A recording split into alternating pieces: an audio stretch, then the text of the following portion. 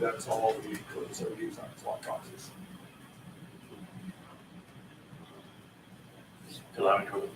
She can't remember what she did. I know. Should we just unplug that and use my laptop instead? That I can do that. I can grab the cord on that. See if it works. No, Well, they don't still even try to jinx do it. Oh my God, if it starts updating, it's a wrap. that. Yeah. We have to go use. It's like 3-day updating. Grab the cord. Okay, yeah. So I need you to check your mail and get the URL again. I mean, how do you want the angle on the thing here? How do you want the shot to be? What do you see? Okay, so you see this. All right. Yeah. Yeah, I would try to get the Yeah, one is that one fine, works. I guess. Can't get rid of that. Maybe that's fine. Just point it in the center, and then me, and then when the audience shows up, obviously bend them a little bit, but I guess just keep the attention on me because Okay. we have a smaller show today. All right. And then after when we're doing the live stream, or right now actually we're doing the live stream the entire time. When I go use the computer, just focus more on the computer, and you can get away from me. All right. And when I'm talking and that's gone, then just you can stay focused on me. All right. Yeah.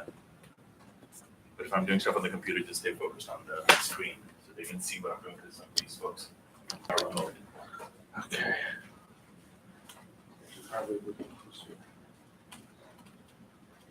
Anybody sitting I here? had it with work. I'm not doing nothing the rest of the day. Yeah, if you want to sit there, that's fine. How about right there? Is that, you down in here? Who's sitting where? I'm gonna try and just have them sit right here in these big seats. Okay. That's fine. And that way, you know, All right. whatever, yeah, rearrange whatever you need first.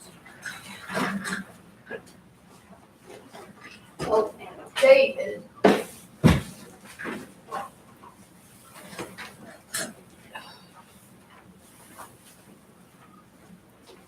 So it's working, right? Yeah.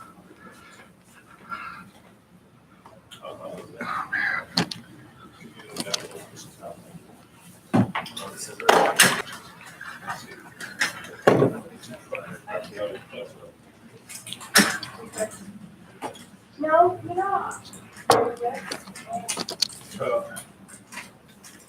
Will it work on a Mac? Only if you line set up. Yeah, it works.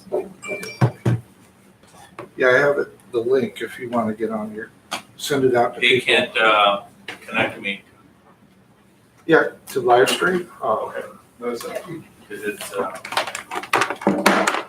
use my computer just now. I just gotta email this people and give them the link.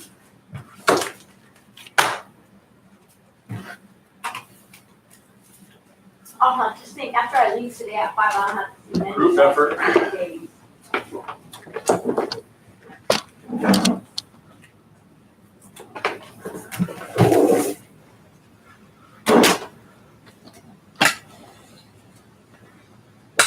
great. We can all watch a movie now.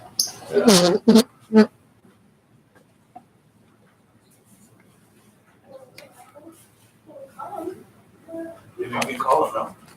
Well, I don't know. How I much just is gotta it? email. Oh, so we Um, have 3 in person and live stream. Is the live stream person on? I don't know.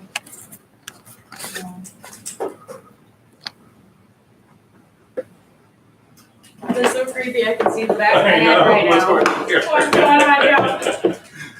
I've seen that too, I was like, wait, I'm not there.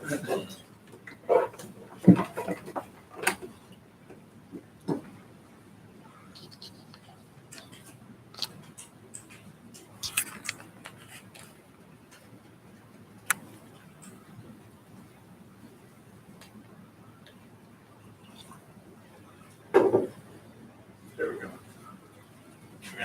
Do you need volume? I'm there now. Let me make sure it's down. Yeah. Did we say we started later? We started at 10, right? I thought it was later.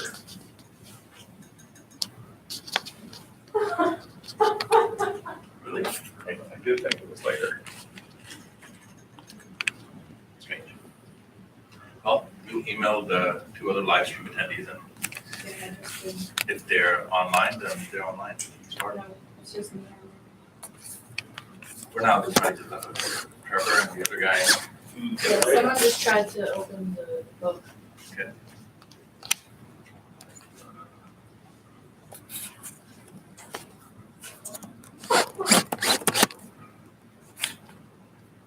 Yeah, we have.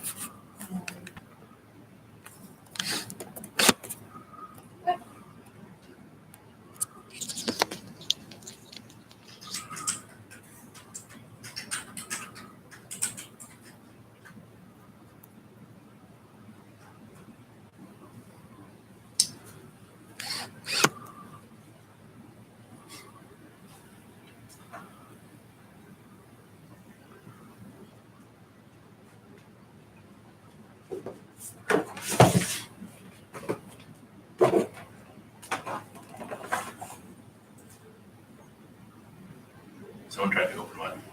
Someone tried to open the manual, but it wasn't the email that I sent it to, so it must be like his other email. But it's not letting me do it. Here we go. Technology.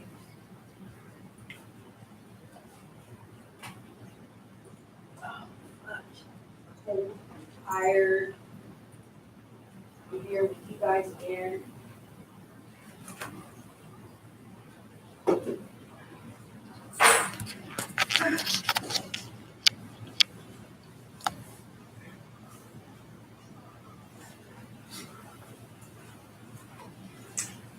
Lower the brightness of this. This is overpowering. I think there's a manual up there. I mean, the controller, whatever you call it. Let's see, we have David Box, Debbie Lamika, and Johnny Redpath. Can we look up their phone numbers? Oh, it Just doesn't Google say it. either. Google them. They're agents. Hold on, just one second. Just copy their name. In case it's a different, right? Are we streaming right now? You can if you want. We don't have it. There's somebody else on here now watching. I just have to hit start streaming. You're waving, you gotta wave at the camera. But I'm moving my hands and it's not moving. Yeah, where is it? It's a little lag behind. There's a little lag. There is a little lag. I see you here. I don't know why it's lagging over there. It is no. No, you're in real time here. Yeah, it looks like I'm in there real time, but.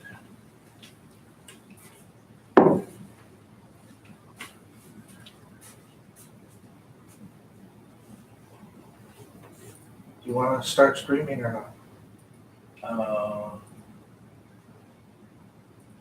It says there's two people on, but it doesn't say who. It's probably Trevor and the other fellow. Yeah, I just told him something happened. Okay, yeah, it's calm. Hi, good morning, how are you? Yeah, here for the property valuation seminar. Hello. Yes. Hey, John, Hi, yeah. welcome. We were just trying to get a hold of you. Sorry. No, I we're was just, looking for the Please. we're just trying to set up. We're doing live stream as well, so we're gonna try this. Yeah. Yeah. Okay. Where do Probably you want best me? if you sit over here. Sure. If you want, wherever you want, make yourself comfortable. Okay. And you want water? You're gonna sit there? No, you can sit there. Okay, cool. I'm a little nearsighted, so closest to Oh, there you go. Water or coffee? water. Let's get a hold of the other folks first. Um,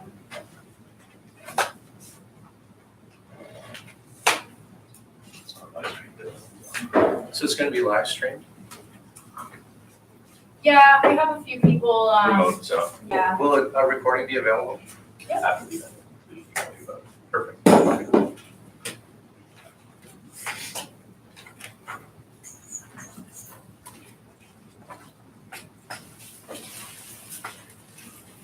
What you see on there, is it still The training starts here? Yeah. So I will pay you now. We can pay Melissa.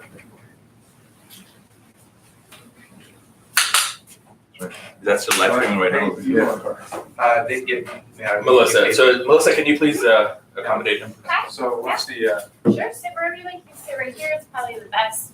You got a manual for him? Yeah. You got enough manuals?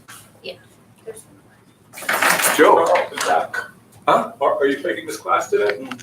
So is this, yeah, I'm paying him to pay. Oh, okay. What, do you have another class going on? But that's okay. What's your class? So this one you're gonna get more out of. Uh-huh. We're gonna be able to do mine again. We're actually going to visit a property that's a flip today. You're visiting a property? A flip property.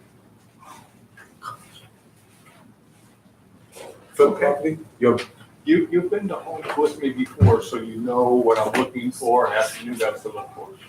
That's what I'm doing today. Okay, that's at 10:30, right?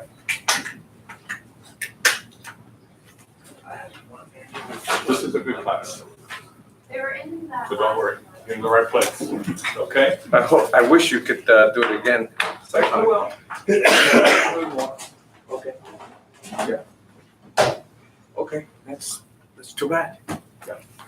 It's perfect.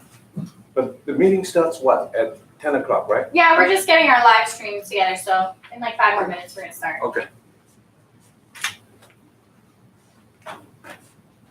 So Melissa, what's the cost? 75? I think we get a discount, right? So that you have. I'll take care of you at the end. That's Oh, okay. here now. Okay. If you want, if you Well, it's just- okay. if you just go online, you can just do it on your credit card. Right? Oh, okay. I'll help you in just 1 second, okay?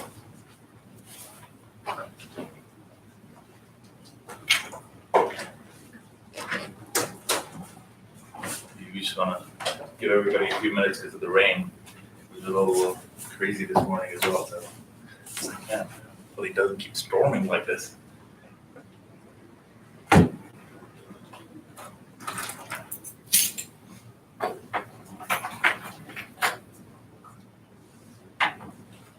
You know, I do have a question, yeah. You know, you can evaluate or value a home accurately with this. Mm. But then in the up market, a lot of people pay over the real value.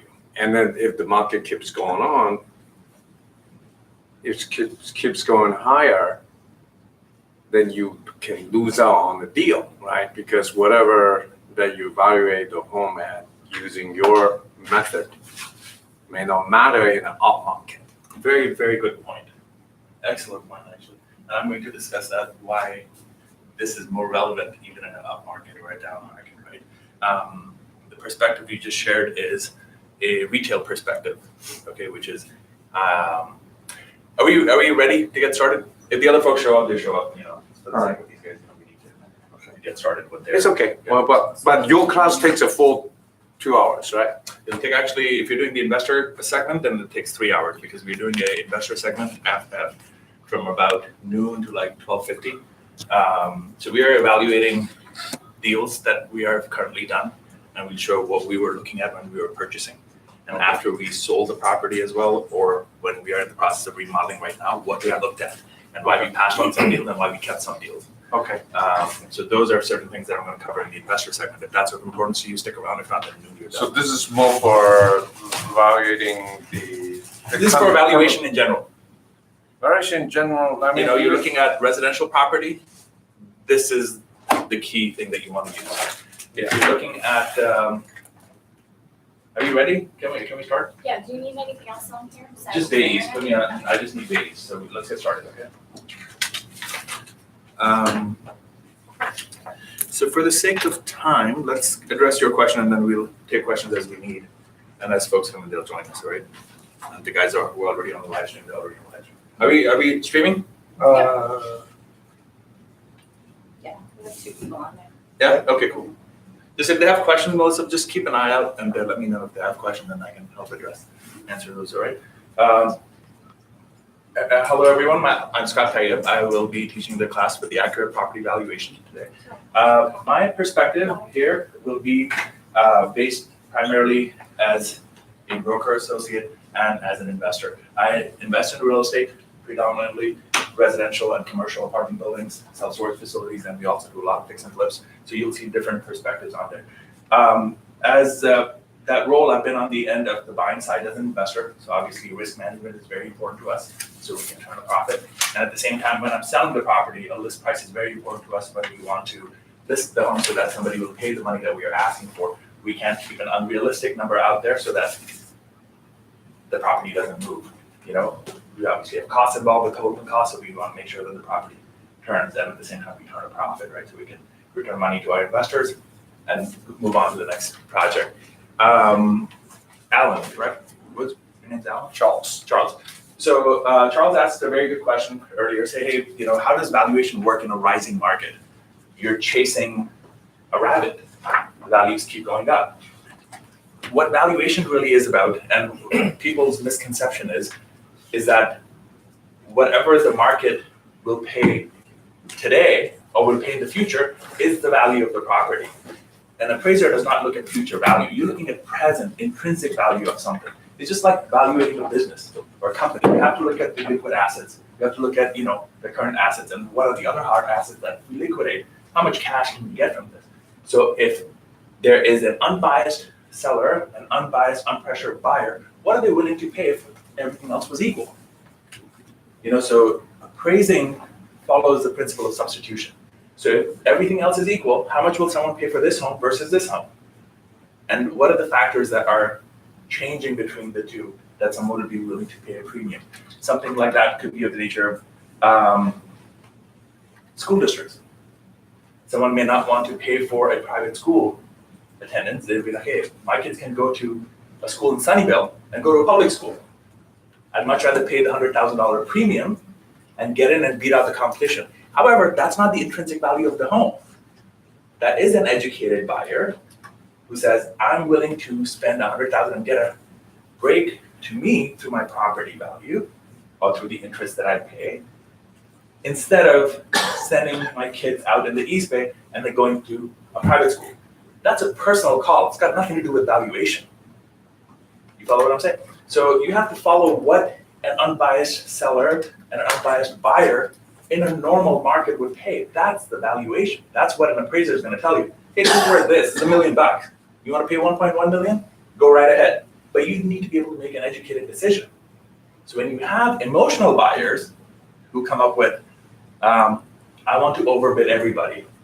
Like, for example, do you think the entire Bay Area has been going up for the last year? What's your opinion? My opinion over the last year. And this is broad strokes that I've asked you. Has the entire Bay Area been going up in value? Yes or no question? I think so. You don't have to call a friend. How about you? Year over year, yes, but month to month it's varied. Okay, it's varied. Okay. There are certain areas, like for example, South San Francisco. I was looking at buying a property recently over there. Those guys paid $1.05 million for that home in February of last year. The property value as of today is $970. That's $70,000. How do you go and explain that to your buyer, who you just sold the property to, saying that, hey man, the market's gonna keep going up. I have this crystal ball that nobody else has. Pay the $1.05 million. Now think about what you just did as an agent. That's a lawsuit waiting to happen. You understand? So sometimes as salespeople, we make these promises to buyers that barrier is going on. You gotta buy everything you can put your hands on. And then it just takes one buyer that's pissed off, says, hey, you promised me the value's gonna go up. The appraiser came back and told me that I just bought a home that's worth $970 in today's market, and the prices have been going up in South San Francisco. So I overpaid a year ago, thanks to you. So you gotta be very careful. That's why we have classes on ethics. We have classes on, making sure that we know what we're talking about, so not to huff and puff and push buyers and sellers a certain direction. That's why valuation becomes very, very important. Okay. So as part of the course, you should have all received a manual. If you don't have it, if you're watching remotely, make sure that you have a course manual with you. If not, then please message us and we'll send you a link. But otherwise, we'll get started. Any other questions before we move forward? No, you're okay so far? So a little bit about my background of why should you be listening to me about this, right? So I got started in the real estate arena in the early 2000s. The first company I worked for went public, made a bunch of money. I wanted to buy race cars. My father told me to buy real estate. And instead, I bought real estate and then I bought the cars. So from there, I wanted to obviously do the thing what most early investors do. They want to watch a bunch of TV shows, put a bunch of money into your home and see the magic happen, right? The cash is going to flow in. Unfortunately, that didn't happen. Why? Because I had no clue about how market reaction worked at that point. Just because you put granite countertops and hardwood laminate floors into a home doesn't mean that the market is going to pay you a premium for it. So as an engineer, I said, okay, I need to figure this out. What will create a positive market reaction, and what is the threshold the market is willing to pay? And how can I stay below that number so I can actually make a profit doing this, okay? And then since the early 2000s, I've seen a few cycles. Obviously, we went up, then we came down, now we're going up again. So in 2008, a lot of the rules changed for lending. And that's because the investors who were buying these loans got into a lot of trouble, right? So to manage risk, how will they manage their risk? Yes, we'll have verification of employment, verification of deposits, verification of income. Unfortunate part for that is a lot of that stuff, even today, can be fudged. And you don't find that out until a few years later. And people are cracking down on that. In 2008, it was the Wild West. You could do whatever you needed to do, right? And so how does a lender manage risk? A lender manages risk through the appraisal process. You look at what stuff's worth and say, is the loan to value going to make sense? Because the appraiser is the only unbiased party. They've got no bone to pick with anyone. Like, hey, I'll tell you what it's worth. Now you make a decision if you want to move forward or not, okay? So that risk portion, I started training as an appraiser and doing stuff related to investing and also buying and selling homes. And I said, all right, great, this is giving me a better understanding. Along the way, I would see a lot of people who get pissed off because a certain website says their home is worth something. And now that they come back and take a look at things, they're like, well, the appraiser says my value is low. They try to do a refinance, and then they say the home value is too low. No one's ever told me that their home value is too high. I still have to meet the buyer or seller who says that. Typically, it's like, hey, my home's not worth enough. So someone huffed and, misled them. So that's why having the background of being able to see what an appraiser is going to see will save you a lot of time when it comes to either listing a property, making an offer on a property, refinancing a property, or investing in a property for yourself or your clients, okay? And unfortunately, the appraisal process is still a mystery. A lot of folks don't know how appraising works. They think they do. They'll pull a CMA like most of us do, and as brokers or agents, they say, hey, let's pull a CMA, draw a big circle around it, put a styrofoam cup. Here's the subject property, 1 mile radius. Here are my comps, right? Unfortunately, appraising doesn't work that way, and we go through this process and discuss, what goes on in the process. That's why I'm not just some fuzzy-head appraiser who hides in his closet and doesn't talk to anybody and doesn't explain things. I'm an active investor, so predominantly we have to make sure, as I said earlier, that our deals turn a profit for us at the end of the day, okay? So you will see a lot of that perspective towards the end. So if you move on to page 6, you will see the true nature of an appraiser's job. If you look at what's on the seller's mind, the seller's looking for a new home, they're packing, they've already spent some of the money that you've promised them as a listing agent, right? They're getting their bills paid, and last thing they're worried about, hey, I hired an expert. This person knows what they're doing, so I'm going to get whatever they've promised me as a process. So I'm going to start spending the money. Same thing with the buyer. They're like, hey, let me get the most favorable financing, get the best payment in place. Is the current home going to make sense? I need to pack, plan my move. What's the house really worth? They basically care about their payments. Investor is thinking, hey, I need favorable financing. I want to make sure the title's clear. Hopefully escrow doesn't screw up anything. And then how much is this thing actually worth? The loan agent has something similar. Hey, get all the loan docs, make sure the refi goes through. Everyone is happy at the end of the day, and I can get a commission check. Same thing with the real estate agent. He's worried about, I've made a promise that I'm a local market expert. Hopefully I didn't overpromise, and home inspections, other paperwork, dealing with transaction coordination. And then how much is the home actually worth is the last thing on his mind. An appraiser has only a single purpose. What would a knowledgeable, willing, and unpressured buyer pay a knowledgeable, willing, and unpressured seller for this property? That's the only thing on their mind. That's why it's such an important role. Valuation in general, okay? So the way this manual is structured, you have two sections. The first section is what do we look for in a property, okay? And the second section of this is how do you find comparable properties? How do you use what we've just looked at when a property comes through the door? Say, for example, you're sitting at your desk on a Thursday afternoon, someone called and said, hey, I have a listing for you. Why don't you come on over and give me your sales pitch and beat it into my head why you're the best person for the job, okay? Before you say that, I'd be like, all right, hang on, give me the address. Let me see what we can do, right? And then you'll obviously get the buyer seller's motivation, figure out if that's somebody you want to deal with, and then move on to the next phase. And the second phase, again, like I said, we cover what comparable properties should be looking like, okay? So there are 21 steps in the first section. It increases your awareness. It tells you, it'll make you pull CMAs a lot better if you're pulling CMAs in your business at this point, okay? By the way, are any of you investors, or are you predominantly doing realtor stuff right now, John? I bought and sold a lot of properties, but right now I don't. Okay, so you are currently planning on working with buyers and sellers predominantly, or you? Yeah, that's what I do. That's what you do, okay. How about yourself? Well, I flipped a few homes by buying from Caltrans.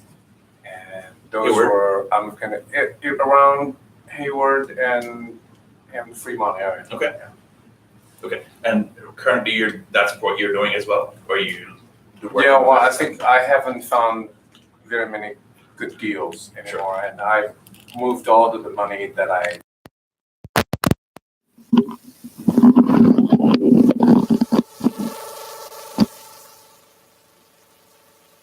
There were a few homes that were boarded up. Sure. I've rehabbed them, and they're generating very good income. So they're rentals for you? Yeah. Okay, got it.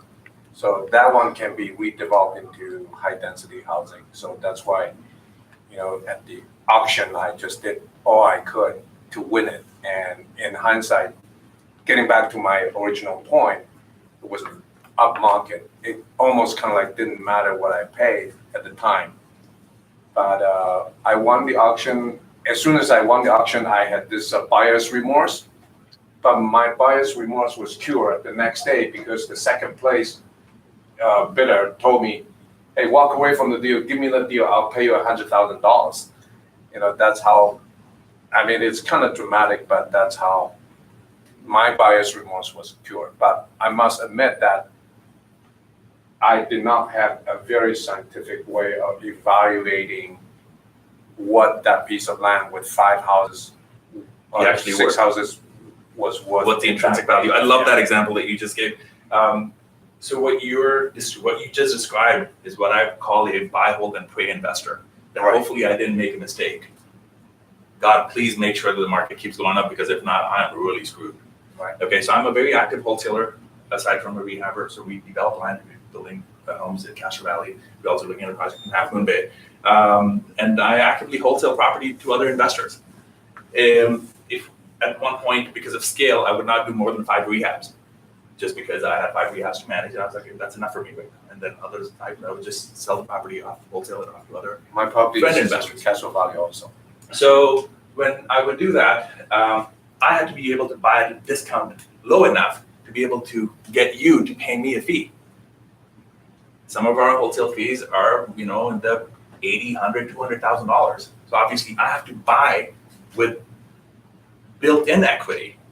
I have to be able to buy low enough. That's another completely different conversation, but that's a good validation that someone is willing to pay you more money than what you actually bought it for. But we have to know that before I acquire it, not hope and pray that someone else is going to buy it from me. And if the greater fool doesn't show up, I'm screwed. They'll screw it, right? I don't want to be in that position, right? It's so that's where valuation really is the foundation of everything that we do. Okay. Again, let's move on. Now, before we get on to step one, estimating market reaction. What's paired sales analysis? Okay, this is the fundamental key in appraising. When I earlier described appraising, it was. What page are we on? We're on page 8. So the idea is the principle of substitution is really where appraising starts. If there are 2 equal homes and all other features, and one has a swimming pool, what kind of market reaction are we going to garner? In the city of Fremont today, if you have a swimming pool, that's shown as a negative. You might have to give money back to fill the pool up. In the city of Pleasanton, that's a positive. So it depends on the demographic, and the only way you can figure that out, whether it's a positive or a negative, is based on data and based on facts. It can't be a seller's opinion that I have a pool. My kids loved playing in this pool when they were growing up, so I obviously have to get $10,000, $20,000, $30,000 more than the average house. Actually, the market reaction is negative, right? So paired sales analysis helps you determine that, and that can be factored to anything. You've got power lines behind your home, you're close to a busy street, you are in a different school district, you're in a different neighborhood. All these different things are determined through paired sales analysis, okay? So the quickest way to determine that is, I've given you an example of a shirt. So you have a shirt with a collar, sells for $30. Another shirt without the collar, the exact same shirt sells for $25. What's a market reaction on the collar? It's $5, right? So, however, instead of looking at dollar amounts and looking at rising and falling markets, I encourage everyone to think in terms of percentages. So it's easier to determine, hey, if something garnered a 10% reaction in 2017, in 2018 is going to, and assuming that the market trend is the same, the reaction is going to be the same. Because people's emotions don't change, the value amounts and dollar amounts change. Okay.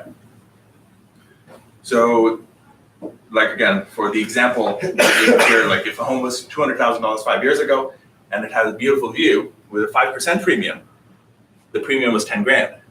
If the same home increases by $100,000 5 years later, that view premium would be still looked at as a 5% premium, but it's a $15,000 adjustment now. Okay, that's how adjustments change with the market. And supply and demand, obviously, throw a lot of that logic out of the window at times. Okay, just like you said, hey, it's a rising market. People want to get into the city of Sunnyvale. Back in a couple of years ago, when people were overbidding $100,000, $200,000 to get into a property, was because I don't need to pay for private school. Public schools are good here. So I'll move there, I'll pay $100,000 more, I'll cash out of my stocks, and I'm moving there. So that was their thought process. So that logic didn't work at times, but that doesn't mean that it's not valid. Okay, that's where you want to be careful as an investor, or even as someone who's advising. So if I'm listing property, I'll tell them, hey, this is what I think the intrinsic value is. Market's pretty hot right now. Expect maybe more. But it doesn't mean that valuation changes, right? But I predominantly represent investors when they understand that. So let's get started with project details. First thing, a lot of times people will do when they come up with a property address to look up. They'll, again, like I said, take the styrofoam cup, put it around the address, mile radius, and figure out what the home should be worth. We try to determine what the neighborhood is if the city districts have been arranged that way, right? So the city of Fremont has that split up. City of Newark, which is right next door, doesn't have that. Okay, so you have to know your neighborhoods a little bit better in the city of Newark, like you have the lakes and this downtown area, but they aren't really divided by the city of Newark because they weren't separate towns. A lot of these towns came together and became a city at some point. That's why, you know, you have the city of Fremont, which is subdivided into 27, 28 different neighborhoods. And when you can leverage that, that's what you want to leverage, okay?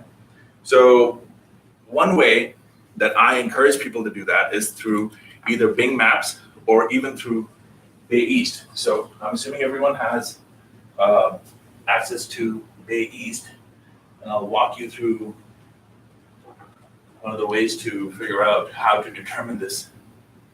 So you log in. If you have your computer, you can follow along with me if you prefer, but if not, that's fine too. You should be able to determine this very, very easily. So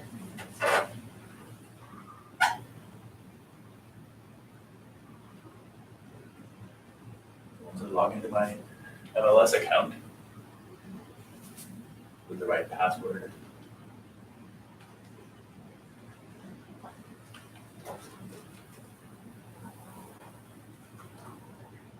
I should be able to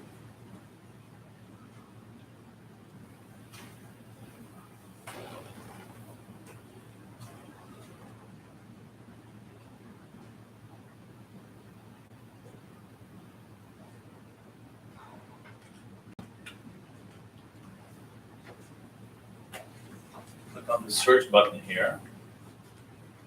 Are you zoomed in on the screen? Yeah? Yeah. I want them to be able to follow along. I click on search, and then it should bring up all the residential search areas for me. Not residential.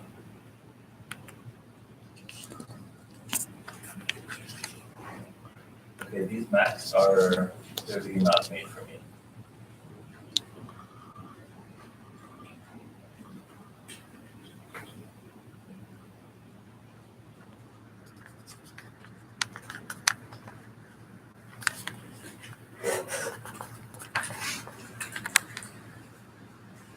Excuse me for a second.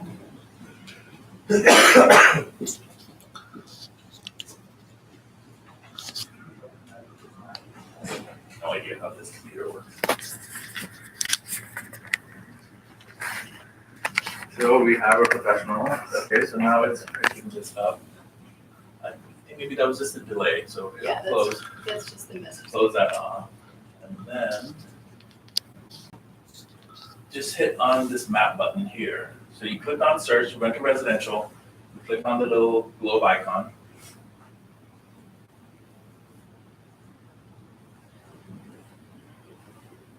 Anybody at Apple's listening, your product sucks. But no. I just haven't been able to figure out how to use a Mac since I was in college. I don't know. It's just very difficult. Once this will launch, it'll show you.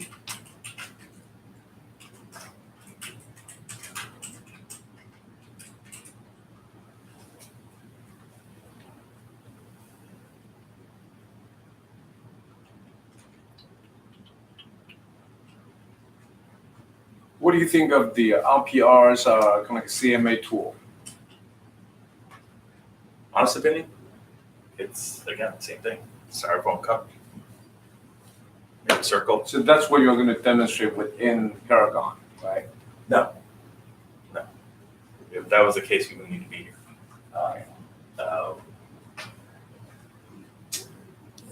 It will show you once it comes up before I break in. And this is also within Paragon. Yes, it's within Paragon, and most MLS's systems will have this. So SFAR, which is San Francisco, will do it by districts and sub-districts and neighborhoods. Okay, because that's how the city was built and organized. So if in areas like you go to Sacramento, they have a separate MLS. They allow you to do the same thing. Same thing with San Joaquin County, or same thing with Santa Clara County. That they will allow you to do the same thing as well. So if I'm up here, once this comes in, you will notice these little 3 stacks. Can you please navigate it for me? See those 3 stacks? Click on those.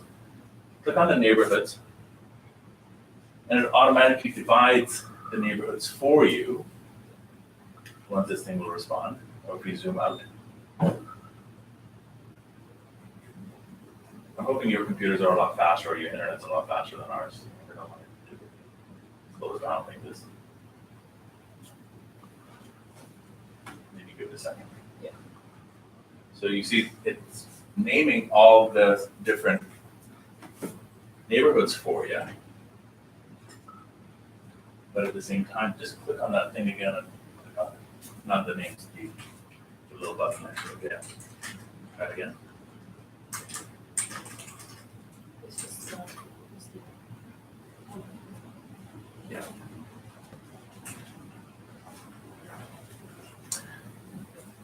Anyway, if you go on to page 10 in your manual, you'll be able to see that as well. The city's GIS department will be able to generate that for you. If you go to a new city which doesn't have the neighborhoods all defined, this is something that will be able to do for you. It tells you where the boundaries are. So if you're buying something in Irvington, you don't end up in Lake Howell, or you don't end up in Bremer, or in Cameron Hills. You want to make sure that that neighborhood itself. See, the funny thing is, if you will actually make a circle, if you look at the size of a neighborhood, typically that's a mile radius. That's where that came from. But what does that make? What's the assumption? That the assumption is the residential property that you're looking at is right bang in the middle of that neighborhood. What if it's on the edge?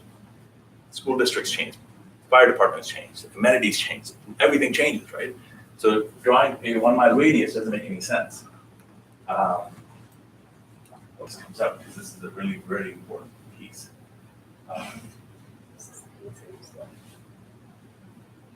Yeah, there you go. So it draws out all the neighborhood boundaries for you. Okay.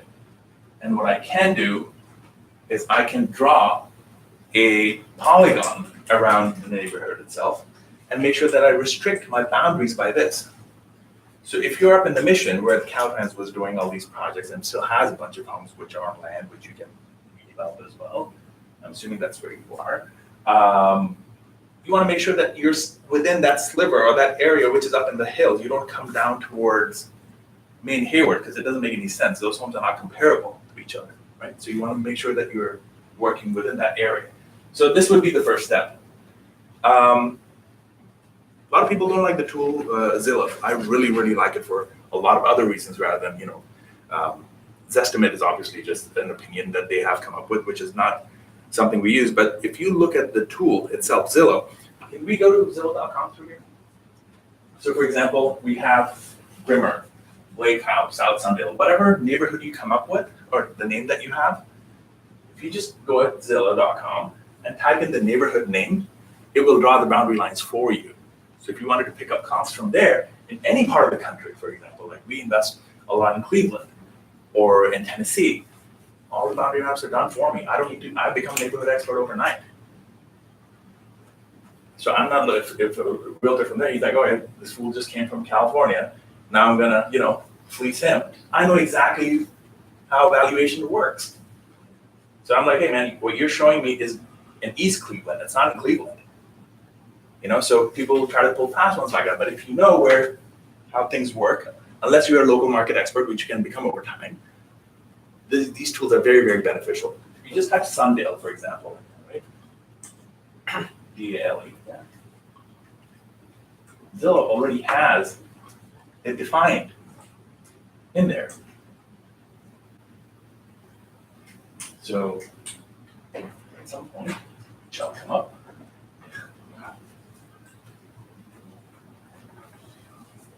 And you will see that it loads up and you'll be able to see it again. Okay. Same thing for the financial district in San Francisco. When you click on those things, it'll generate the. Oh, there you go. So Sundale, hold on, don't hit. Yeah. So it tells you right on the border of 28 Palms, right on the border of Glenmore, you have Sundale. And what I love about this is it tells you Stevenson Boulevard, Lake Howell, Bowery, Fremont Boulevard. The closed sales, the active sales. Excellent. Very, very quickly, So now if someone is calling you, hey, come list my home, tell me why I should hire you versus this guy. Tell him, hey, because I know what has sold within this area. But he says, my home is sold for $1,050,000. Where's that comp? He says, he says the comp's here. That's why my home should not be listed for $950,000, it should be listed for $1,050,000. You're like, you do realize that's in Glenmore, right? That's a completely different subdivision. And you can prove that with this. If people will lie to you about certain things, they lie to you about a lot of other things. Who do you want to list your home? Someone who's going to give it to you straight, or someone who's going to BS you? You know, so that's how I think as a consumer, because I'm selling my property that we in other states or in other parts of California as well that I don't list. You know, I'm licensed throughout California. I want a local expert. First thing I ask him, hey man, what do you think it'll be worth? I already know what he should be telling me. If he's huffing, well, he's going to BS me about a lot of other things. He or she. You know, and that's how I judge character. And then you make a decision about who you want to use. Anyway, so that's a very key point. Bing Maps allows you to do the same thing as well. But if you have any questions about this, if you zoom out on, do we still have Bay East open? So if you zoom out on this, you will see they've done this for the entire East Bay. You also have parts of the peninsula. You also have Contra Costa County. Once it loads, you'll be able to see, just zoom out a bit more as well. So you'll be able to see all the neighborhood boundaries that they've built out for you. So Paragon's done a fantastic job. I don't know why they don't promote this. This has always been there. This was the first thing that made me a fan of Paragon, actually. Like, this is the coolest thing. Like, it makes my life so much easier as an appraiser and also someone who's looking at values. Look at this. Look at all this stuff. You know, they've defined neighborhoods for you all the way out further east as well. So How far south does that go on your side? So this will go down to like Morgan Hill up to where we have, but now it's going down to River Oaks, Hollister. So they're constantly adding to this. When I saw this a couple of years ago, it only stopped in the East Bay, but they haven't stopped. As they're merging MLSs, their tech team is doing a fantastic job. You know, and if you're watching, you're awesome. So yeah, you know, I would leverage this tool as much as possible, you know. Step 2, external influences is what I look at after I look at the neighborhood. Once I've looked at what's around me, I look at the external influences. I'm looking at power lines. Okay, we're on page 12, those following on here. Is it a residential street? Is it a busy street? Do I have a beneficial water location? Am I on a golf course? Now that can go both directions. Golf course can be a positive or a negative. If you love golf, you want to be on the green. If you don't like it so much, but you like being around the area, golf balls coming into your backyard, not so much fun. In your window. Right? Oh, in your window, breaking your glass, you know? So those are, again, those are personal preference choices, right? So, but you want to look at external influences. So for condos, for example, if a unit is in the back of the building where there's a lot of traffic, or there's a lot of dumpsters, or that's where the garage is located, that will be a problem or seen as a negative influence. There's a lot of foot traffic going in, right? So sometimes you've got, hey, the condos, this is a model match right at the entrance. If I'm looking at historic sales, it's selling for lower than every other model match in the community. Why? Because there's a lot of foot traffic, a lot of security issues. So people will automatically tell you, used on historical data, why they're selling it for something. But when a greater fool comes in, man, it's selling for 500. You should buy this for 500. It's a model match. They don't factor in those things. And he's like, yeah, man, I'm going to put this together. I'm going to put it back on the market. And then they don't see the same reaction. Why? Because they didn't do their homework. So in the Bay Area, given the same neighborhood, Mm-hmm. what is the discount between for the homes that are located on right on busy streets compared to more quieter? I'd say about 3%. 3%. Yeah, I'd say 3%. But again, it depends on the neighborhood. Okay, like for example, we're buying stuff in East Palo Alto right now. Yeah. So anything that's closer to the freeway is worth 100,000 more than something that's on a quieter street on the inside. Because of the easy commute. Easy commute, and it's closer to Stanford. It's closer to jobs, and it's becoming part of Palo Alto now. That's how the values are moving in that direction, but not as far as coming close to 84. But the closer you are to the freeway, the more money you can expect. You got Amazon, you got IKEA, you got Facebook, you got Google. So those things you will see, hey man, why is there such a distinct line? Anything below this is selling for 100 grand more than here. It's the same zip code, same city, same neighborhood. This is on a busier street. Why are people paying a premium? Why? Because they want to be closer to jobs.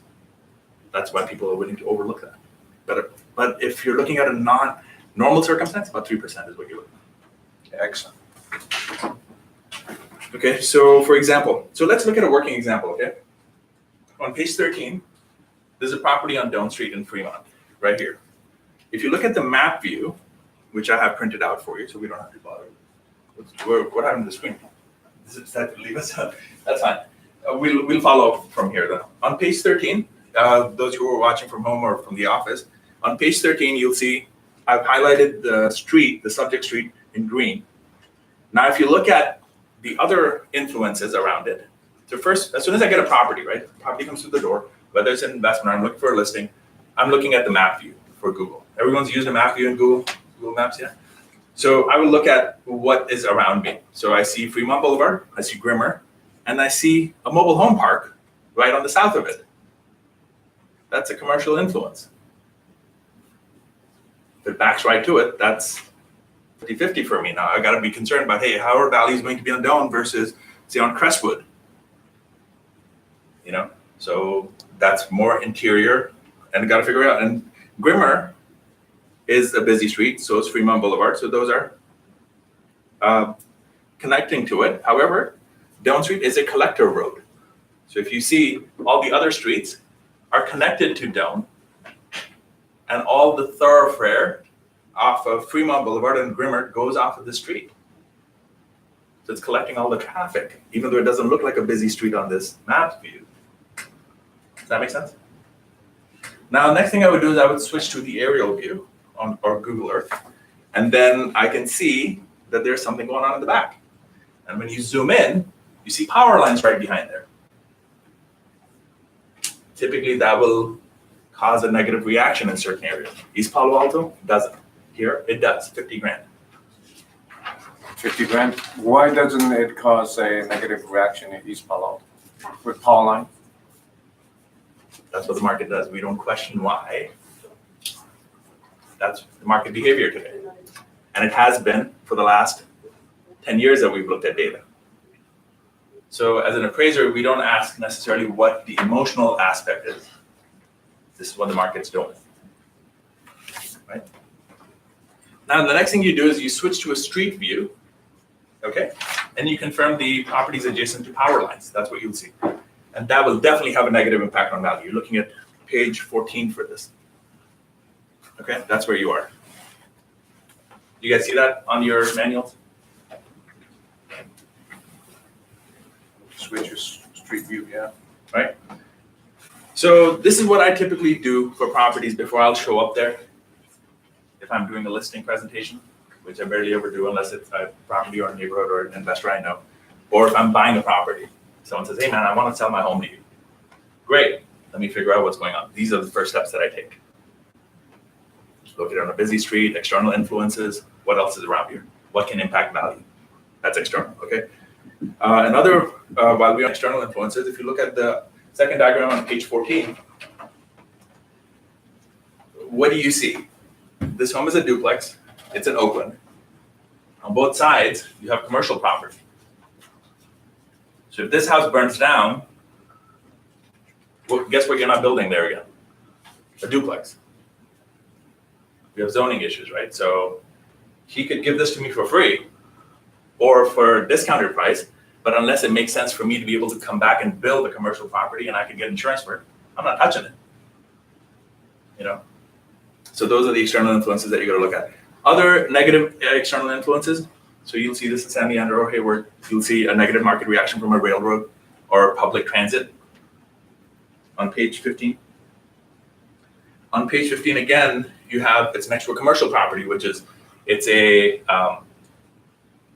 auto body shop. Funny thing is, this is, I believe it's on Fremont Boulevard, if I'm not mistaken. The other property, on the other end of the property, and this was a new development when I was looking at purchasing in here. On both sides, they have this auto body shop. So I really lucked out because I'm like, hey, how am I going to get a negative influence? What's the factor? How much money are they going to discount by if it's actually next to, because this was a pending sale that we were obviously going to buy, we were going to make an offer. The sale on the other side had already closed. So I could determine the negative market reaction based on what that sale was, and there was none. because it's a new development, and historically as well, there wasn't any, because that area is being completely rezoned and changed, okay, to residential. Other examples are, you're close to the freeway, so you'd see that on page 16, you know, you get noise from the back of the freeway, good view for the DHL guy, not a good view for us, right? Next to a commercial property, this is again in South San Francisco, backs right to Kaiser, everyone in Kaiser can look in your backyard. Not a fun place to be. So that will garner a negative market reaction. And the only way you can do this is either show up to the property, see it, or use Google Maps, Google View, which we have access to today, okay? And you have that throughout almost the entire country, if not the entire nation, the world, really. If you're buying overseas as well, you should be able to see all these things. You know, if you're an overseas investor, you're buying in, you know, whatever country that you're looking at, most likely there is a street view that you can pull off. Any questions so far before we move on to step 3? Nope. Okay. So a lot of times you will have monthly dues and assessments. That's the next thing that you want to evaluate. For example, the homes that we are building in Castro Valley, it's on a private road. 4 homes will maintain that private road. So they will have a joint maintenance agreement and they'll pay a fee. Will that have a negative market reaction? Depends on the fee. If it's too high, people are like, hey, what am I getting for this? So that's why as developers, we have to make sure our cost is low. And we make certain decisions which will allow us to have a low maintenance cost going to the future. Because if we need to have large reserves and all that kind of stuff, people are like, yeah, I'm not so. Because all those factor against your DTI, right? So, however, you have condominium complexes. Sometimes you will have complexes that are condo conversions. You will see a higher fee on those versus a home that was built as condos, unless they've implemented the RUB system or, you know, however they've done that in an apartment building. You should be able to have independent electrical water meters. If you don't, then if they get just one large bill, someone else's bill is going to impact yours and the fees go up, right? So that's why you got to factor those things in. Be like, hey, my home looks exactly like that guy's. No, well, their fees are lower than yours because your complex wasn't built the same way. Okay. Litigation. For the investors in the room, litigation is a fantastic place. I love it. Condominium complexes take a dive in value just because they're so prone to litigations. Somebody might sue the complex for whatever reason. Hey, our decks are falling apart or whatever. What does that do to value? It deflates it artificially for a little bit because financing becomes a problem. So if you're a cash investor sitting on money, easiest buy is to go and buy a couple of those, whoever's got active, or get seller financing, or however creatively you want to get it off their hands. They're willing to sell because now they're panicking. They're like, why is my property not moving? And a lot of uneducated realtors or unsophisticated realtors will tell them, this is what the market's doing, I'm doing the best I can. Instead of being a little creative about how you can sell these things, you can come in, structure a deal, get an option on the property, and as soon as the litigation's gone, you're out the door. Because financing is available again, you just cash out.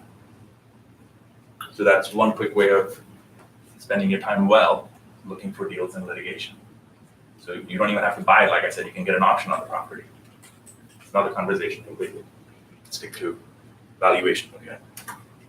Have you done one lately on the litigations on these condo developments? The last one I did, I believe, was 2017. Okay. Walnut Creek. So, you know, Dublin, you'll find them all over the place. San Jose, Santa Clara, you find them all over the place, even today. Yeah. You know, people are There's like, hey, one man, you by- can't find deals. There are deals everywhere, man. There's so much money waiting to be made. You just have to be actively looking for it. But then you start getting busy over bigger projects. So if it's under litigation, so it's under verify by law, I don't understand. Typically, yeah, it is because financing is not available. Yeah, but once it's solved this problem, it will go back again. That's where you need to figure out what the dent was because of the litigation. You look at the balance sheet and income statement, then No, so I don't even care about I don't care about reserves or any of that. What you care about when it's under litigation is, say, for example, I'm a homeowner. So one of the first homes that I bought in Alder Creek Court in San Jose, I love that place. That's where I did all my magical stuff. One of the homeowners sued the builder or the HOA because our decks were rotting. Very common, yes. Very common thing, right? Oh, what happens to financing? Out the window, can't finance it. Very few people will finance it, and you have to meet certain criteria before you can get it, or it has to be all cash. Okay, so if it's all cash, I can either buy it all cash and I have cash reserves, or I can get an option on the property, or I can do a lease purchase on the deal. You know, and then when the market comes back to life or financing is available, then I execute my option, or if I bought it all cash, I just sell it out in the open market again because now financing is, there's more liquidity in the market. Oh, the other people cannot get loan money if you have cash. That's one way, or doing an option. You don't need cash for option, you just need the option consideration. And consideration is not money, consideration could be love and affection. That's what a lot of agents don't understand. Why do you think we have a 3% consideration? Because 3% is commission. Consideration means love, could be love and affection, it doesn't have to be money.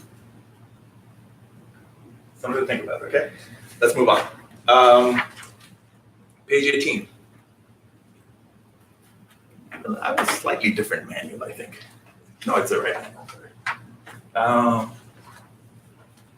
So you're looking at common facilities, okay? So valet parking, tennis courts, swimming pools, green belts, clubhouse, a gym. A lot of these features may or may not impact value. City of Fremont, got a swimming pool? Whoop-de-doo, not gonna make a difference. Certain other areas, it will if your complex has these amenities. You got valet parking, so I've appraised in the city of LA as well. I've done a lot of work in Southern California, I've done a lot of work in Florida. I've appraised there as well. These amenities make a difference from building to building to building. So you gotta be mindful of that. The next item is page 19, site details. You're looking at pies and reverse pies and site areas and the shape. So typically what you'll see is you'll see a rectangular lot, or you'll see a pie-shaped lot, which is small frontage and then a big backyard, or you'll see a reverse pie, which has a lot of frontage in the front and a small backyard. Those things can have an impact on value because the way the homes are positioned with setbacks and everything, now it gives you a very, very small backyard, or it gives you a very small front yard depending on the shape of the property, and that makes it less desirable or more desirable. So those things you have to factor in as well when you're looking at a property or building out homes. Is there a typical percentage of discount for irregular shaped lots? Again, depends on irregular shaped lots. Yeah, irregular. So irregular shaped lots, I don't think you get a discount. I think I like irregular shaped lots, like I like flag lots. I can build on those because I can buy it cheaper compared to a regular. I wouldn't say there's a certain percentage, but I would say it would be under 2%. People, if I'm buying raw land, but I'm not looking at a developed home, because then I can figure out value by looking at historic sales, right? So for example, if this is a 50-year-old home, and if it has exchanged hands in the last 50 years, I look at, okay, this sold for this much in 2010. What other homes sold with a different shaped lot in 2010 or in 2008 if I have the data for it? And then I say, what has happened in 2018? Is the market still the same? So that's regression analysis, right? I'm going back historically and looking at what's the market reaction to a certain type of lot. Okay, and a lot of this sounds very technical. It really isn't. It's very simple. And you have done it a couple of times. You're like, yeah, let me just ballpark this amount and factor in. It's just about being aware that, the market might react negatively to this, or you're just basically, you're going into a, you don't know where things are going to come from. You're just trying to manage your risk as much as possible, right? So you as an investor can be more educated about it, or you can advise your client and tell them, hey, listen, these are the things that might happen when we decide to sell this property. All these lots won't be east facing when we build them out, because that's more desirable. I can get you a premium if the homes that are built are east facing, things like that, okay? And page 20 has the flag lot that I was telling you about. Those are very nice if you've got raw land. You can get really, really good discounts and build on them if they're large enough. Page 21, you want to consider property design. Eiglers are some of my favorite styles, but a lot of people assume that if you have a flat roof, it's an Eigler. It isn't. You need to have the big atrium in the middle. So you'll see a lot of those in San Mateo County. You'll see a lot in Santa Clara County. But otherwise, you have the standard bungalow style, the Cape Cods. You've got cottages. You've got ranch style homes, you got Spanish Mediterranean style homes, and you want to make sure that you are making a fair comparison in terms of style and design. In the Bay Area, it's a lot simpler. A lot of them are tract homes, and they were built about the same time. So looking at one home versus another, you're typically looking at similar builders or someone who has built homes. The same builder came out and built 50 homes or 100 homes. If you go down to LA, every home on the street is like a snowflake, unique, right? Mediterranean versus ranch versus Spanish, it's completely different. So it's a very, very tough market to appraise in because desirability for a certain type of homes will be completely different. You know, so it's easier to do business up here if you're an appraiser or you're a realtor or if you're an investor, just for that reason, because conformity, the homes conform so much to the neighborhood. Okay. Then again, you've got roof types. You look at a shingle roof versus a tile roof. Those are things that you might want to consider. On the next couple of pages, you'll see examples of the different styles on page 22, 23.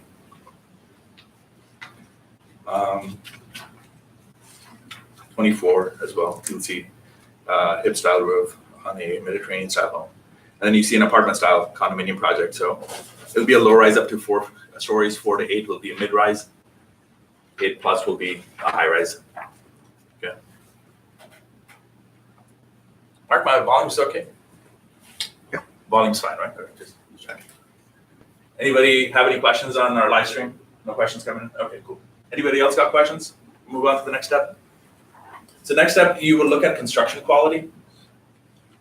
And again, I know this is a lot of detail, but I promise you, once you start thinking in terms of these 25 things, it'll become very, very second nature in terms of looking at, hey man, we can be blindsided from this side. Just make sure that, you know, we're not off on these things. So like you'll have unique structures, like the Flintstones home in Hillsborough. See from the freeway. Yeah, you see from the freeway, right? When it came on the market, it sat there for a bit because obviously it needs a very unique buyer, somebody who loves unique structures. And believe it or not, it sold for less than what the market would sell for in Hillsborough. You would think this is such a unique structure. I would love to own one of these, right? But that's just your emotion speaking. The market didn't speak like that. Nobody was willing to write that check. So if you look at the Hillsborough homes, which are 4,500 square feet, selling for much, much, much higher. Yep. So this home sat on the market for a bit, but then eventually it sold. Very unique structure, you know. So it's more pride of ownership rather than anything. So you have then you have custom homes, high tract design. So like Toll Brothers is one of them. They'll make very, very good quality homes, or at least they're known for that. Then you have the other, you know, standard stuff, Pulte homes, Katie homes, etc. Obviously, you probably think they build better homes than each other, but it is what it is, you know. So that's what the market reaction is really. So homes that are made of concrete versus steel versus wood frame will typically command a premium. So there are homes in San Leandro which are built all concrete, the entire exterior. They sell for a lot more. And this is something that you might have to see a few times before you can experience it. So there's this home that I've used as an example in the following pages as well. They have a theater in the basement. When you first walk into their home and you look at this little segment of town, all those homes in that little area are selling for much, much higher compared to the other homes. And by just looking at them, you're like, this is exactly the same. What's going on, right? So it just throws you off. You show up, you touch the walls, you're like, this is all concrete construction versus this is wood frame construction. Huge premium in difference, you know, so people prefer that. More privacy, more soundproofing, all that kind of stuff. Right? So it's a little less flexible in terms of if I want to make changes to the structure or if I wanted to extend stuff out. But that's what the market wants to do. So that's what the market wants to do. Okay. Step 8, floor location is very important. So something that's 2 stories will not probably cause a big problem, but if something that's 3 stories and doesn't have an elevator, the demographic that's buying up on the 3rd story hopefully doesn't have to carry kids and groceries up the stairs. That's going to generate a negative market reaction, unless there's a view that's going to offset that location adjustment. You know, you just knocked off 30 grand because you got to climb 3 stairs there, but you got a beautiful view of the ocean, a beautiful view of the bay, or landscaping or mountains. Now you get a positive reaction for that, and that both just offset each other. You see what I'm saying? So that's how typically, but then why would that be important? Now you got a corner unit that doesn't have the view, that's still up on the third floor. Guys like, hey man, everyone else is selling for this much. Well, look, you don't have the view, buddy. So that's why you have a negative market reaction for that guy versus the other people who have also a view, okay? So you got the floor location, that's step 8. Step 9, you're starting to look for interior details, okay? So we're looking at who lives here and who lived here. Occupancy is very important. When I say occupancy, I don't really care about who's currently living there in terms of demographic. Like, did someone die in the property? In California, we have to disclose if someone died within the last 3 years, because that will generate a negative market reaction depending on the demographic that's moving in. Certain areas don't care. Certain areas do care. There are townhomes and condos in the city of Newark that we've purchased prior as well, because they were sitting on the market. Nobody wanted to touch them. Why? Because someone died. So the demographic that's moving in, $75,000 difference. I'll take the price break. After 3 years, you only need to disclose in the last 3 years what happened, right? So that's not what I'm saying you should do, but you only got to disclose up to the last 3 years. After that, after 5 years, you don't know. It's not up to you. You don't have to disclose it, but if you know, obviously, as if you're the listing agent, you know about these things, you obviously want to do. But people's perceptions change over time. When there's low inventory, people are willing to overlook a lot of things. What about homes that are right next to the cemetery? Talk about death and all that. Again, external influences, you got to see that, right? Because now the whole complex is influenced by that. If no one's buying in that area, I'm staying away. So the biggest factor that I'm looking at, and when we get to that, is when we're looking at comparables, is days on market. If stuff's moving, I'm buying. If stuff's not moving, now I go, okay, what's going on here? So like all throughout the state of California, like Lake Arrowhead, for example, is where I have a property right now that we're looking to sell. 60 days, very average, but it's a cabin country. It's right next to lakes and recreational areas. It takes a little bit of time. People will come there during the warmer time and buy property. It's very hot as a market, but it takes a little longer to sell. Compare that to the Bay Area, you're like, man, if I don't get it under contract within a week, I'm doing something wrong. Something's wrong, right? Every market's different. You just have to know, as long as it's moving, I'm buying. If there's problems with movement, I'm not buying. So cemetery, yeah, there might be a negative market reaction, but that's already built in because you're looking at historic sales. But now if you're doing brand new development, you don't know how the market will react. So what I can do now is I can go further out in the same city. Is there another cemetery? Is there another complex? Because I say it's principle of substitution or being conforming to a neighborhood, but a lot of people don't understand the seriousness of that. Principle of substitution is if I don't see another complex, which you brought up, which would be right next to the cemetery in the same city, I'm not building there. I'm not taking that risk. I don't want to be a pioneer because they come home with arrows in their back. And I've got plenty of those already. So, right, we don't want to do any of that. We want to make sure that we're copying somebody and somebody else has pulled out their checkbook and written a check and said, yes, I'm willing to buy next to a cemetery. Because the odds are, if they were able to sell out the whole complex there were buyers left over who would buy from me as well. Or if you know what they have ever done before them. I'm not touching it. You might want to, but that's your business model. For me as an investor, I'm very risk averse. Very, very, very risk averse. I will structure all kinds of deals, and if the seller knows something that I don't, I'll tell the seller, hey, I'm not paying you until I get everything approved, and I'll pay you after I'm done with the sale of the homes. So maybe I'll take that risk, and that person might know, be like, hey, you know what, nobody's done it, he's right. I can't move it because I don't know the answer either. So that's where your creativity can come in.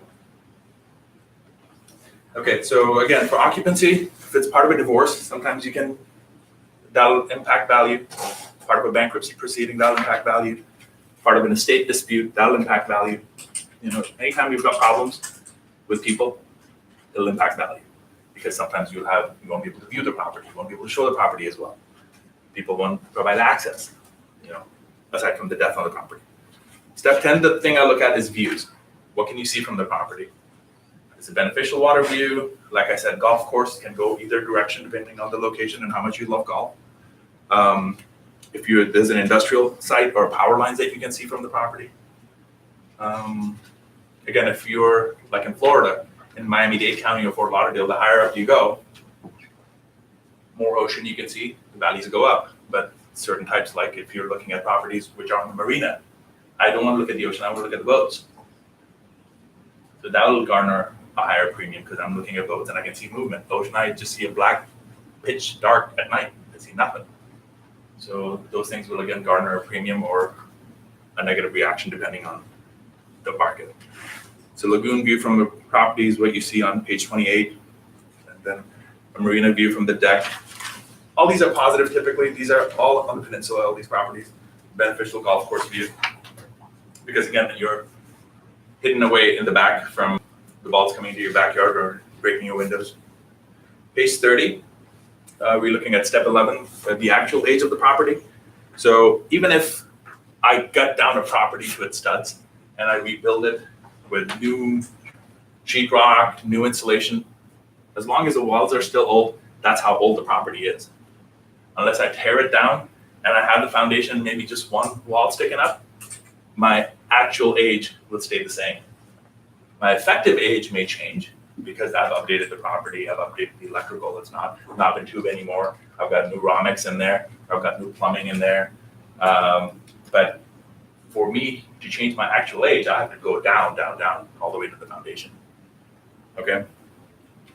So that can usually be found on the tax records. They usually have those records on there. So someone might say, hey, I completely gutted the house and my home looks exactly like the new KB homes that are coming up.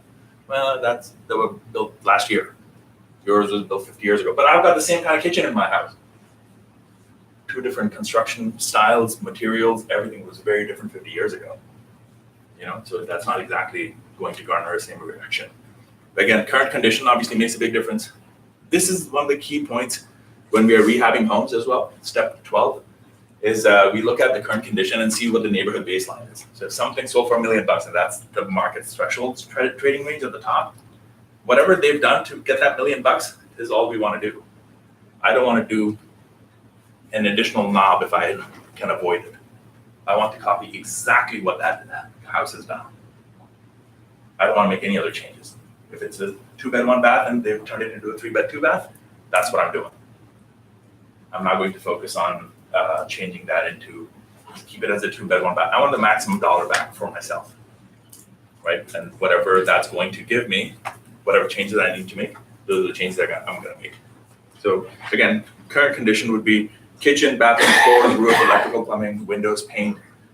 The C1, 2, 3, 4, 5, that's appraiser terminology, condition and stuff.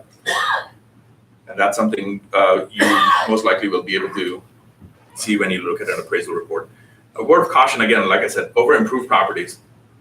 A lot of times a homeowner will say, I have put granite countertops in my kitchen. I have the brand new kitchen cabinets I bought from Granite Expo, and they're fantastic, and I love it. And everyone else who is around here loves granite countertops as well, right? Because I watched it on HGTV. Unfortunately, that's not the truth, right? Unless someone is willing to pay you a premium for it, and you can back it by data, how are you going to promise them a higher sales price based on what fact? Like a friend of mine, she had a property in San Leandro, and she's like, hey, I'm going to get a line of credit on my home, $75,000, and guess what I'm going to do? What are you going to do? I'm going to rip out the kitchen, rip out the floors, I'm going to put in new dual pane windows, and I'm like, magical, what are you going to do after that? Put it on the market. I'm like, okay, you're an investor, what do you think? All right, let's go back and see what we've got. So we figured out, first step, neighborhood boundaries, where's your home, it's here, okay, no external influences that are negative. Let's see what the comparables are doing. All the comps that were sold there in the last 2 years, not even 1 year, had no updates.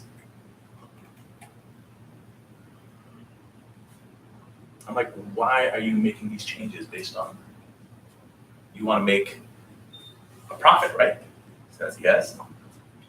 None of the homes have done any of this. what's making you believe that you're going to be the first person who's going to garner positive market reaction for all the changes you've done? They'll welcome it. They'll be like, thank you for doing all this work. But as an investor, I'm not changing linoleum to tile if I don't know that I'm going to be able to recover my cost plus some. Does that make sense? So a lot of times homeowners will expect that, hey, I'm going to make this because I watched it on HGTV and everyone's going to run to my house and overbid. It doesn't work that way. Valuation is based on facts, not. I have a question. Yes. Like, if it's just, this is old neighborhood, but across street is new building. Mhm. And does it make sense if you upgrade your kitchen? Like I Just said, across street, or if just. you look at right step in the 11, middle? you look at actual age. So actual age, I will compare it to homes that are built in the same era. I'm not going to compare a 50-year-old home to something that was built in the 90s or even last year. Makes no sense. Because someone who wants a new home wants no one to ever have lived in it, and they're willing to pay a premium for it. But the difference is also lot. Our home has a larger lot, much larger. Sure. So the lot sizes, and so you will find homes which have smaller lots and are selling for more than the homes that have larger lots. Happens, right?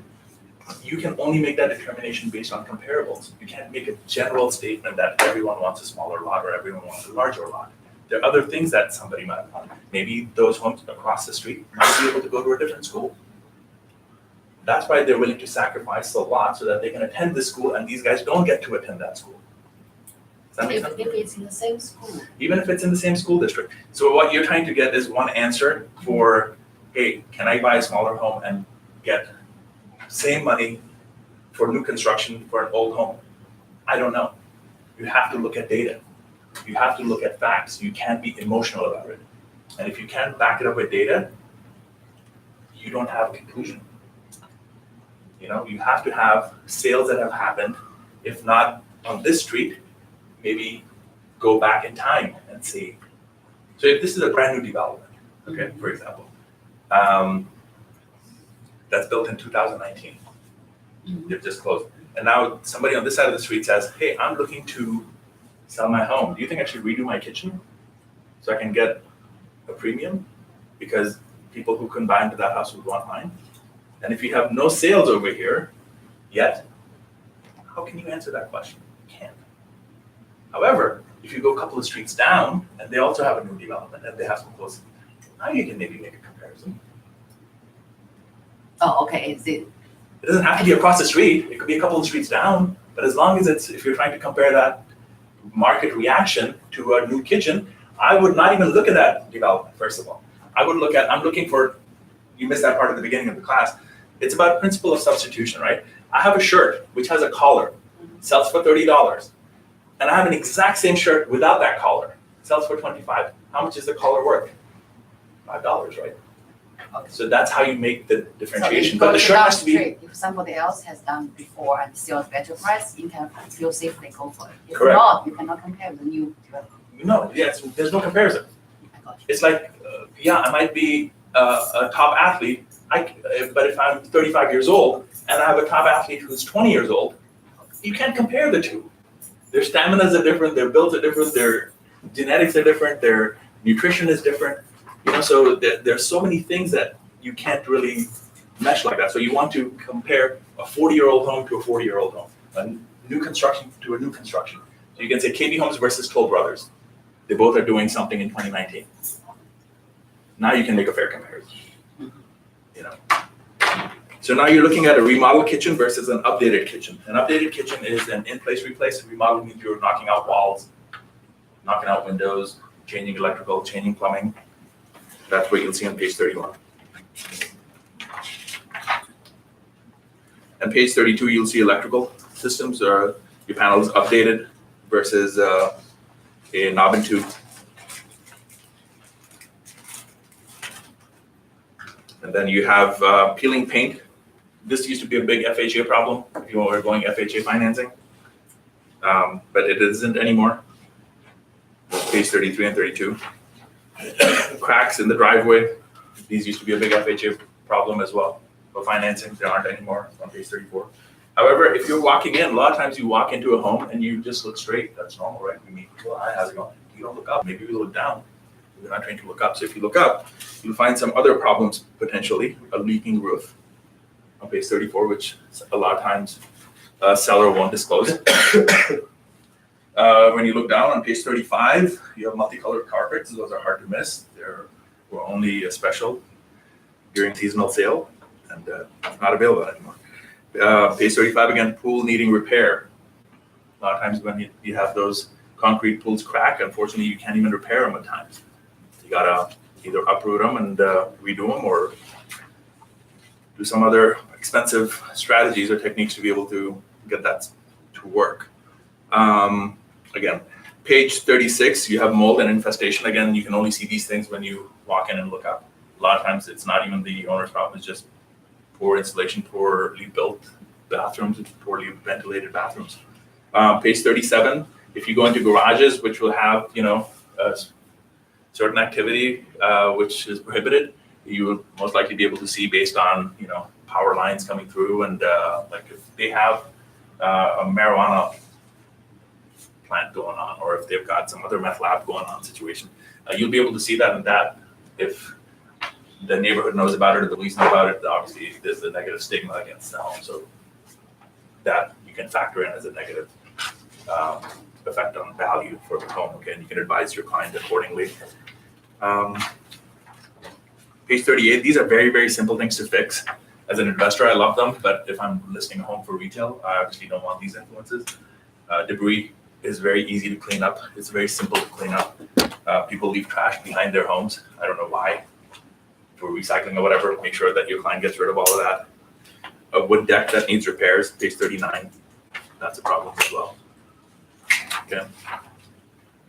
Then you have foundation issues on page 40. You will see that stuff that's cracking like that. This is a big, big hazard. If it falls apart, then it can cause some flooding with the water heater, as well as, those other walls on the inside are with major cracks on page 40. Security bars scare people sometimes, but certain neighborhoods are okay with it. A lot of neighborhoods which are being gentrified or are being cleaned up, they're removing security doors just, to make people feel safer for whatever reason. I don't think there's the reason one way or another to not have a security gate. Like we're doing a home in Modesto right now, all the neighbors had the security gate. We were out. It's a very nice neighborhood. It's become a very nice neighborhood over time. Same thing with the property in Newark that we're doing right now. There were 2 security gates, one in front of each other. We're getting all of it out. Neighbors will have them, but that just happens over time, Certain things you look at is security release latches as well. If you've got egress windows with these bars on them, you want to make sure there's a security latch so that you can get out and if there's a fire. Those are easy fixes, but an appraiser is going to look at, and if you don't have them, that's going to be a big problem for you. Attic, if you get into the attics, I don't recommend it, but if you do, if you see something like you see on page 42, the insulation is almost gone, so that's very, very minimal. And same thing, one at the bottom of page 42 seems like it just disintegrated on you. Crawl space, you'll see moisture problems. If there's a vapor barrier, prevention of water infiltration, that'll be required for FHA, and you should need it as well. It should be free of debris and trash. So if you're rehabbing a home, you want to make sure that these elements are there. And if you're just buying or listing, you want to make sure that if these problems exist, you should be able to get a discount. Okay. 44 is very important, functional obsolescence.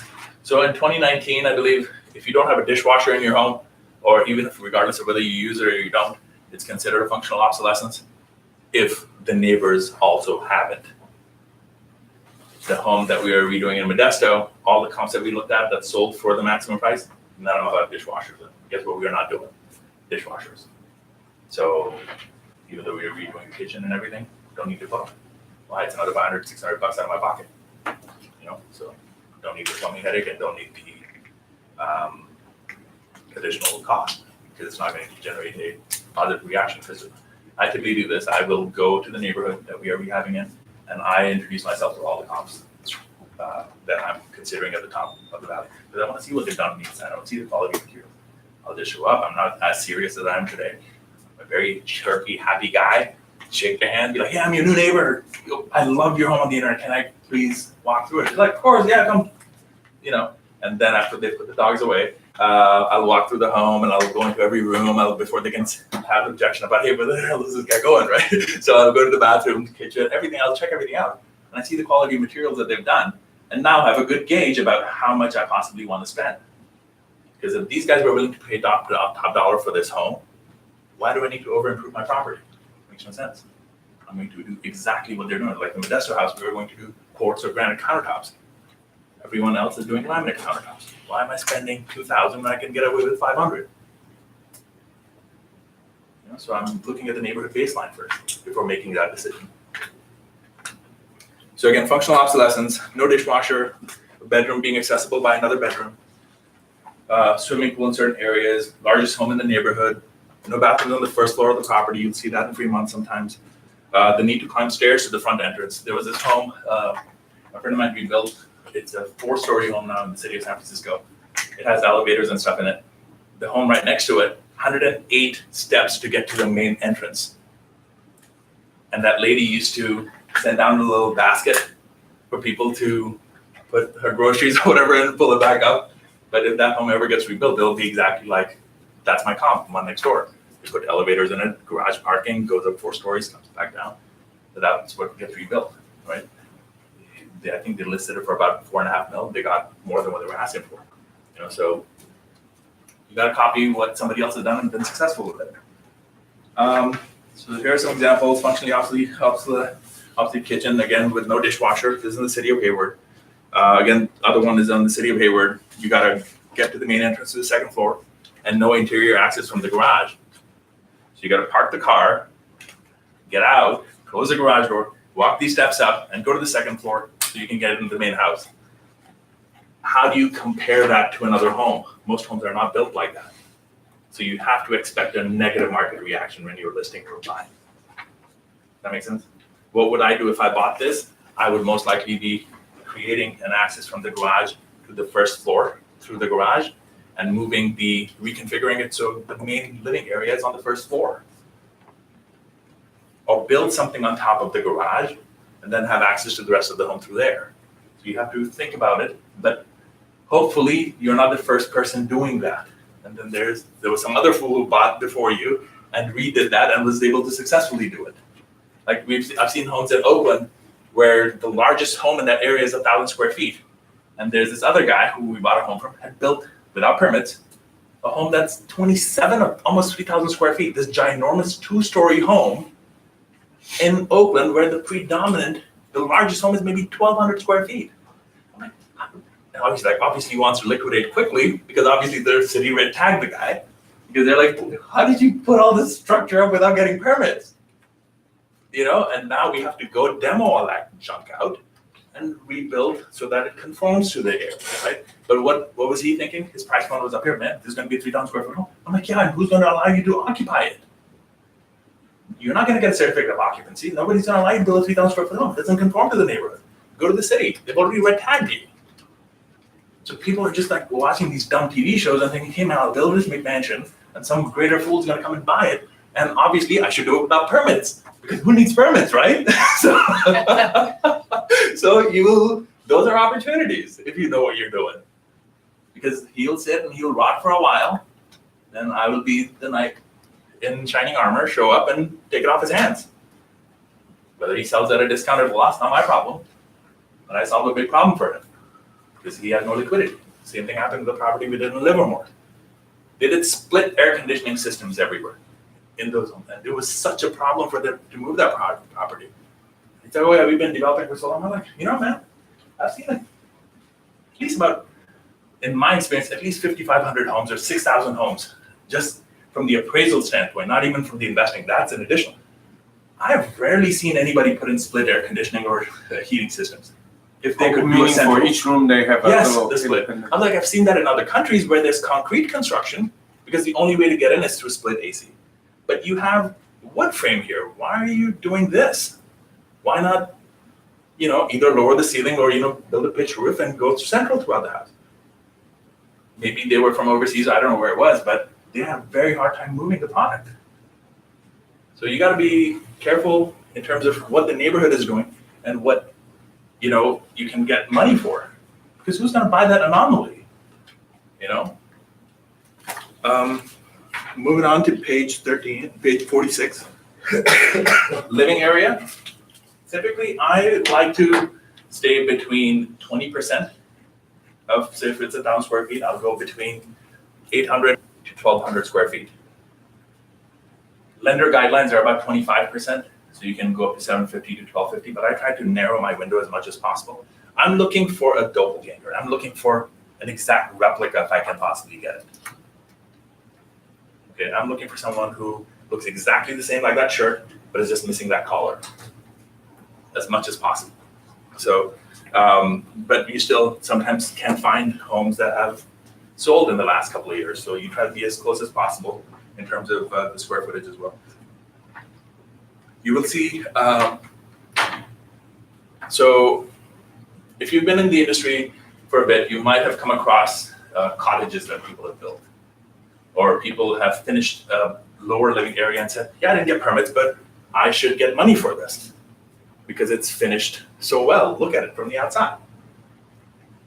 An appraiser doesn't think that way because they'll ask, hey, was this finished in a workmanlike manner? I'm like, all right, if you want me to tell you, get someone with a sledgehammer and open the wall for me and show me that there's insulation, the wiring is done correctly, the plumbing is to today's standards, and then I can tell you if the work was done in a workmanlike manner. How am I going to tell you that with that? I don't have X-ray eyes. I just look like Superman. I can't look through and say this was done correctly. So until you can make that determination, you can't say that you're going to get value for something like that. Same thing for a garage conversion. A lot of times people convert garages and expect, hey, now my home is 1,500 square feet instead of 1,100 square feet. Well, if you didn't get permits, the city's going to have a problem with this. Guess what the city makes you do? It makes you rip out all the walls, make sure there's insulation, make sure there's heat, otherwise it's not a living area. It has to be heated.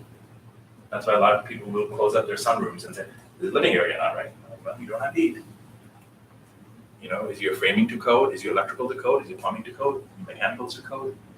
Or they'll change that and say, this is the bedroom now. It's not a bedroom. You don't have egress, 5-foot window. To be able to get out. It's got a closet. What am I going to do with a closet? You need egress. Even without a closet, you can have a bedroom. Okay? And even if you can't do that, you can't call it a bedroom, even if you have, say, if I put skylights. Right? So if I wanted to make a den, because I can't do a bedroom because of the egress window situation, right? I have to still comply with light and ventilation. So they'll make me put skylights in a den. You can't just have a dark room, a dungeon, and say, yeah, this is a bedroom. You can rent it out. So that'll garner a positive because people going to school, people who just need a place to crash, it's like, yeah, I'll pay you $500 for it now. I'll pay you $200, $300, whatever it is. But doesn't necessarily mean the person buying it from you is going to use it the same way you are. They might have a larger family. They might demolish all that area. They're like, this junk doesn't mean anything. So don't expect just because your current use is not necessarily the new buyer's future use. Okay? Do we need permit for sunroom? Huh? Do we need permit for sunroom? Do you need a permit for sunroom? You should get a sunroom permit. We get permits for everything. Like I unfortunately have had students who did work without, so I coach investors as well. So before they came to me, they would do work without permits.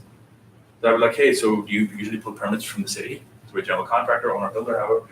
Only if I get caught. I'm like, really? What kind of fine do you usually pay? Because when you get caught, it's 9 times in the city of San Francisco. It's 9 times the permit cost. And if you go and beg and plead, and they laugh at you a couple of times, and then they'll drop it down to 2 times the permit cost. The fines are not fun. The fines are very, very bad for doing work without permits. And some cities will red tag you. If you're red tagged, the inspectors will point out all of other problems as well with your home. Because think about it, right? When you're doing stuff without permits, people will do electrical without permits. I have no idea what they eat for breakfast. Clearly, it's not, their brains are not growing. If you are doing electrical work without permits, your house can burn down if you do the work incorrectly. If you're not doing work up to code, plumbing, yeah, you might have a flood in the home. And these are potential lawsuits. So when you try to cut corners with picking up dudes off of Home Depot or gals off Home Depot and Lowe's, be very careful. You should know at least what you're doing. Don't just rely on what they're doing, because you're taking responsibility for a year after you sell the home, that the home is to code.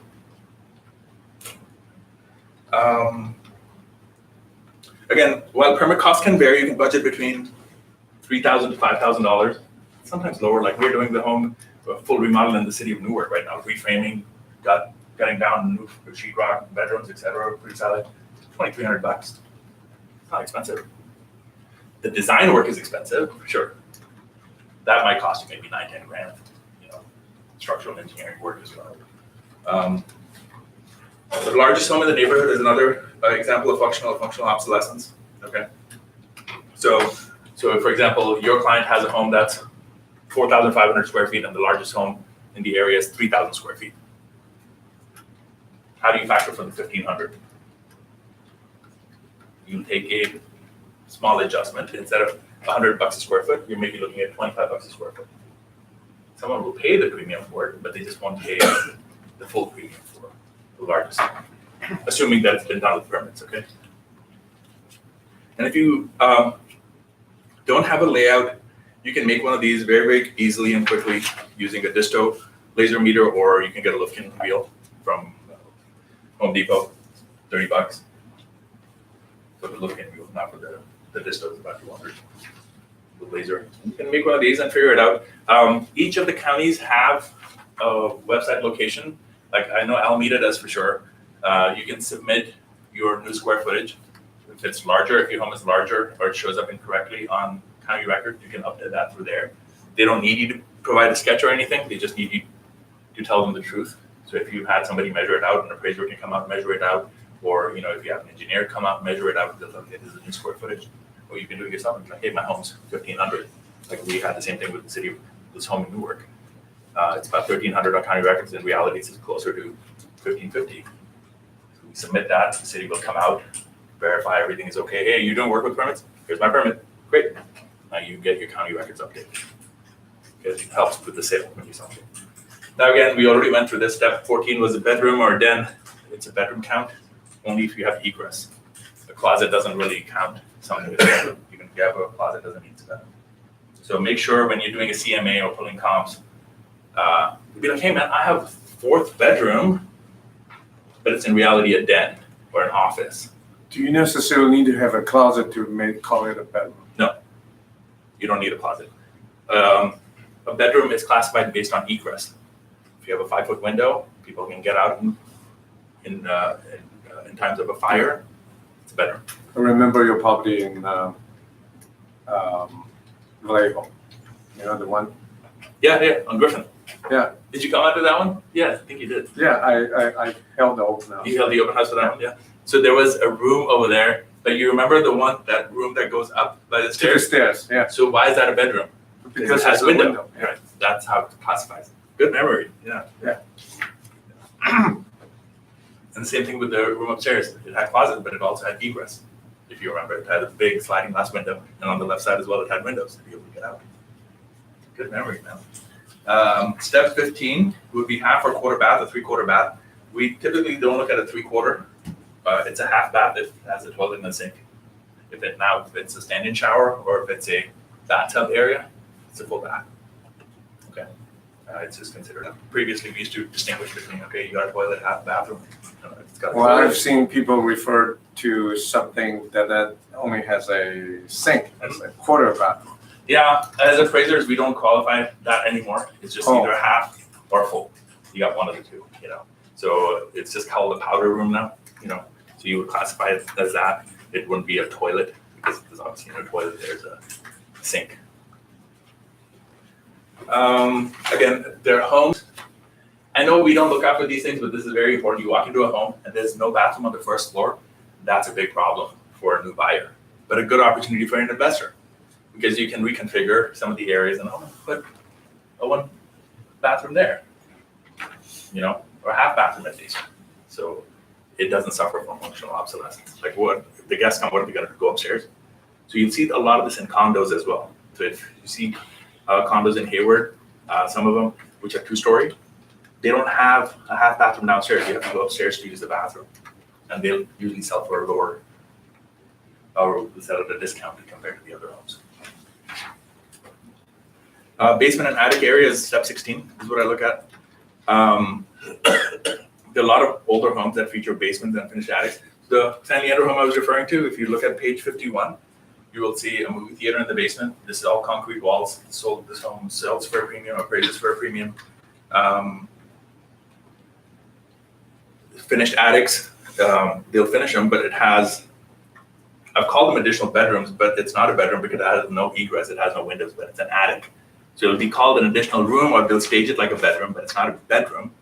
It's just an additional It's a room. legal space to be rented out if it doesn't have the egress, Is it legal to, to rent out a room. every city has different laws against that or for it. You obviously should comply with the city's laws, but because of the lack of housing and affordable housing, I should say, people violated a lot of those laws, unfortunately. You'll see a lot of homes in San Francisco, again, dense basement areas, which really should be habitable or should not be used as living space, maybe even storage space. People rent it out and people will gladly pay some money because it's cheap to live, So is it a health code violation? Possibly, because you need ventilation, you need light, you can't just be living in a dungeon, right? But a lot of people just violate a lot of that. So, but when you get a premium for it, when you sell it, if the entire street is doing it and getting a premium for it, it's already built into the value because they expected after I acquired, that's what I'm gonna do, I'm gonna rent out some rooms. So they expect that, but we're not policing it, we're just looking at trends. That's our job. So if we're looking, hey man, most likely you're gonna get a premium for it. Step 17, heating and cooling. So radiant heat is really, really cool. You can't see it, but it's usually done on the floors. Not very common here, but a lot of the custom homes, nicer homes will have it. Radiant heat in San Francisco, you'll see that in Oakland Hills as well. A lot of the floor heating will come from there, radiant heat. Central heating, you guys have obviously probably seen one of these in your home or while you're looking at another property, or wall heater, on page 53. Central AC unit, walled AC unit on page 54. Baseboard heater, and on page 55, you have central gravity heater. Why are these important? Like, why have I even put these in here? Certain times you will have areas which have flat roofs. Certain homes will have flat roofs, okay? And it's harder to put in a central heating system because obviously you need ducting. Where will the ducting come from? It's either you have a crawl space that you can put the ducting through, or you put it either through the attic area. If you don't have an attic because of the flat roof and you don't have a crawl space, what's the only way you can do it? You gotta lower the ceilings. Lower the ceilings, now everything seems closed. Right? So what other alternative methods do we have for heating? You can use baseboard heating. Yeah, just put electric heating baseboards. for every room. Yeah, exactly. Yeah. So what we've done in one of our projects right now is we've made the hallway lower, everything else is open. So people are okay with a lower hallway because we put all our ducting in there. Now they get central heating every room, but there's certain rooms which are not connected to that. We put baseboard heating. So that's why it's important for you to know the different styles of heating available so that you can problem solve on the fly as well. And as an appraiser or somebody who's valuing something, you'll be like, yeah, this can be considered a room, it's got permanent heat. Now, step 18, we're coming to ask questions, guys, if you have any, as we come on. If you have any from Livestream as well, definitely keep us posted. Everyone can see us okay? Yeah, they're still alive, right?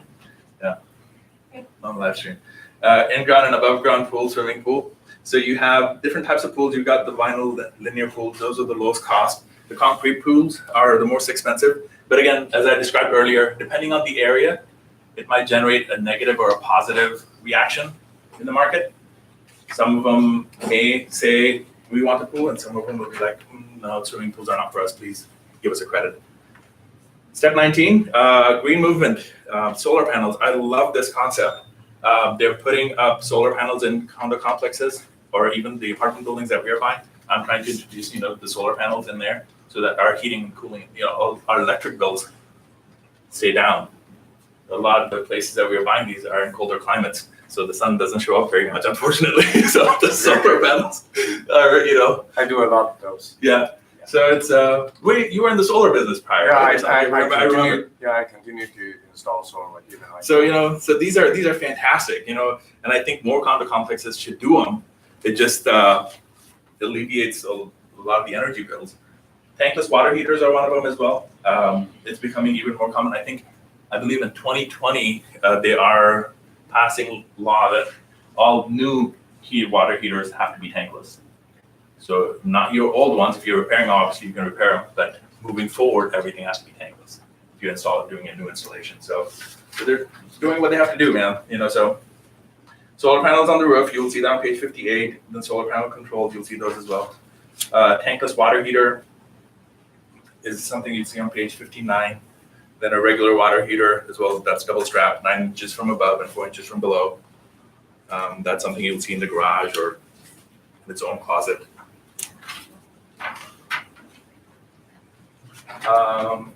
Step 20, where do I park garages and carports?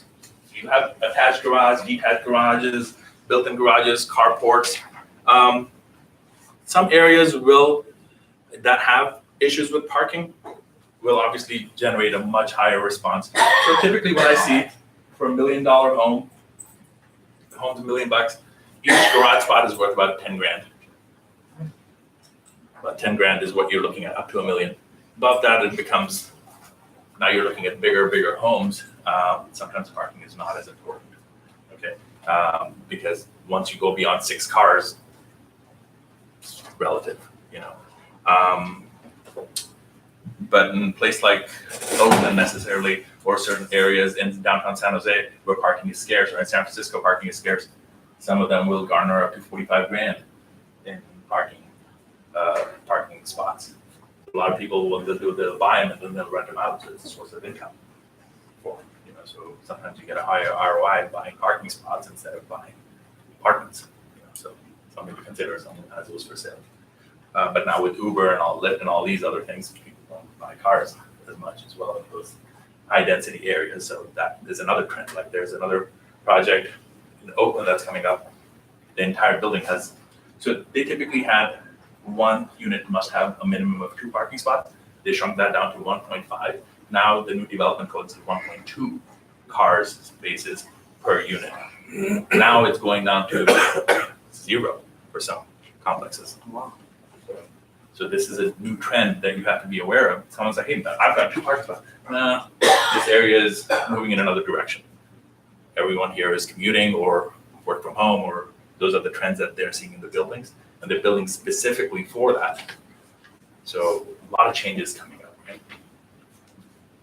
But in suburbia, in like places like Fremont, you see all these areas, people want their garages, people want their parking spots. Those are trends for newer construction. A converted garage looks like a garage from the outside, but on the inside, the walls have been sealed off. They'll ask you, like, okay, what would it cost me to put this back into an operational garage condition, right? So you're looking at a garage door opener, maybe around $200. Install another $200, that's $400. Break whatever you need to so that the garage door opens. Maybe garage door will be another $500 if they close that off. $1,000 cost to cure. That's all you need. You don't have to get rid of the fan and all the lights that they put in. So you got to factor those things in. But if you're rehabbing, you got to figure out what do I need to pull off?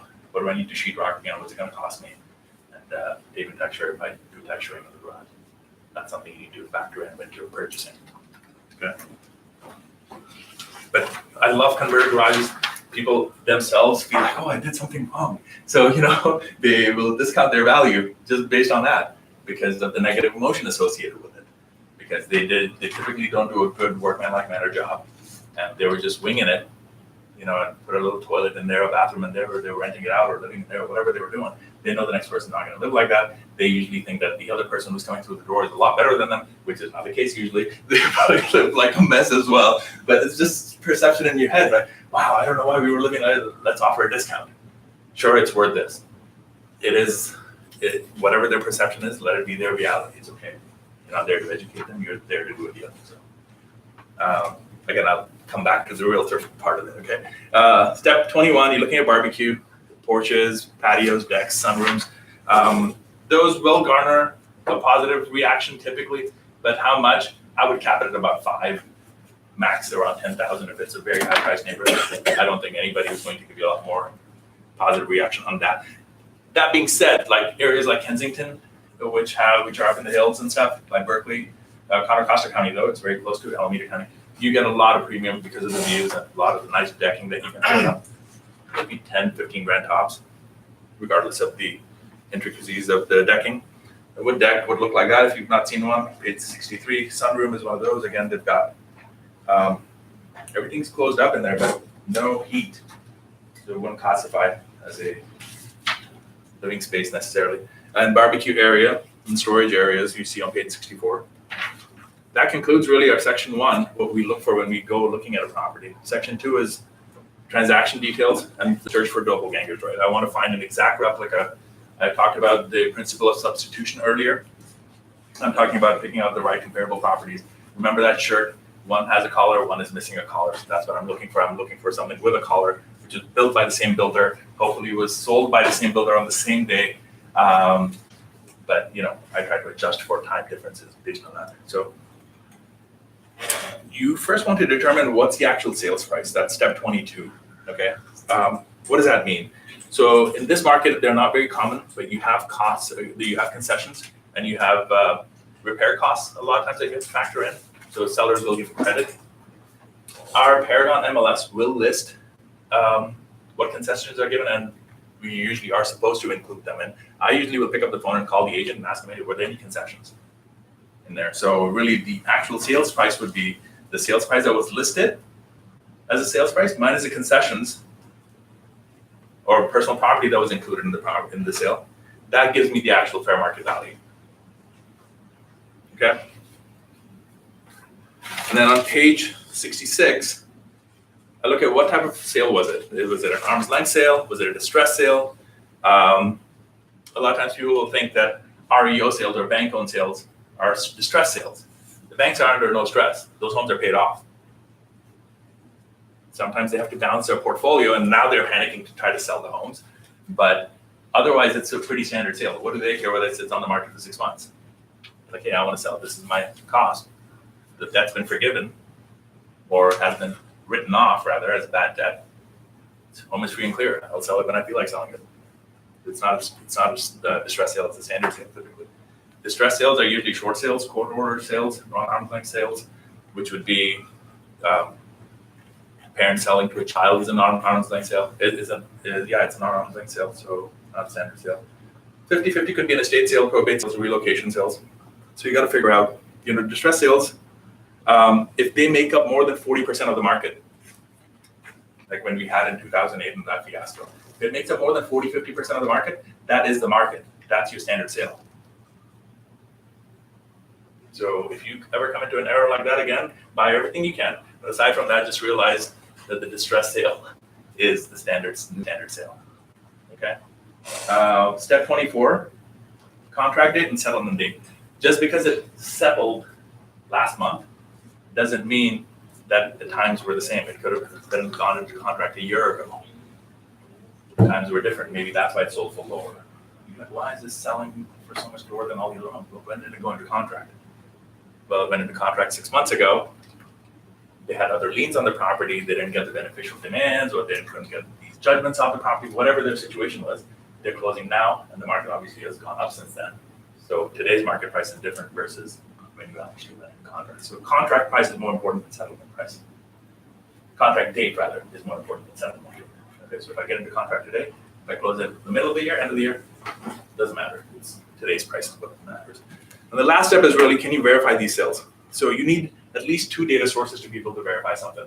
So for example, if you say, hey, the home is worth $650,000 and I can only pick out one comp, for you to validate, and you know the home down the street sold, but it never hit the MLS, it was a pocket listing, or neighbor sold to another neighbor and also sold for $650. If you validate that with either the buyer or seller, that's a confirmed sale. That's a verifiable sale. It doesn't have to be only on the MLS. Any lender will accept it, any appraiser will accept it, and you as an investor should be able to accept that as validation of the market as well. Then on the next page, I have some glossary for you. So some of the terminology that I used, if you would like to review that, that's in there. Some of the references, I also have, what an arterial road is, a collector road is, as a reference for you guys on page 68. And then on pages that follow, I have examples of a condominium complex and a single family home that we had looked at. So if you look at the first page, everything is blank. Like I said, we're looking to figure out what the adjustments are. So if you see the sales price, is everyone on this page, this sheet right here? Guys online as well, look at the last pages of your document. If you don't have it, we'll email this to you as an Excel file. So 888 Inspiration Place, Rainbow Place, Town Drive, these are all in the same complex in the city of Milpitas. One sold for $810, the other one sold for $830, the other one sold for $790. If you look at this first two comps, those look like model matches, but they still have a price difference of $810 and $830. Where's the difference? Right? Spot the difference, right? Spot the change, spot the difference. So that's the game we're playing here. And then 881 Town Road, it's smaller in the living area. So if you flip onto the next page, you will see 881 Inspirational Place and the other one, those two units were close to a commercial property, whereas this one was close to, is on the inside, it's in the residential, so it garners a positive reaction for the comparable and a negative reaction for the subject property. The other ones are attached. The other one is it's a middle unit. And you have a C3 comp, which means it's been updated and the floors were updated. It garnered a $10,000 reaction for that.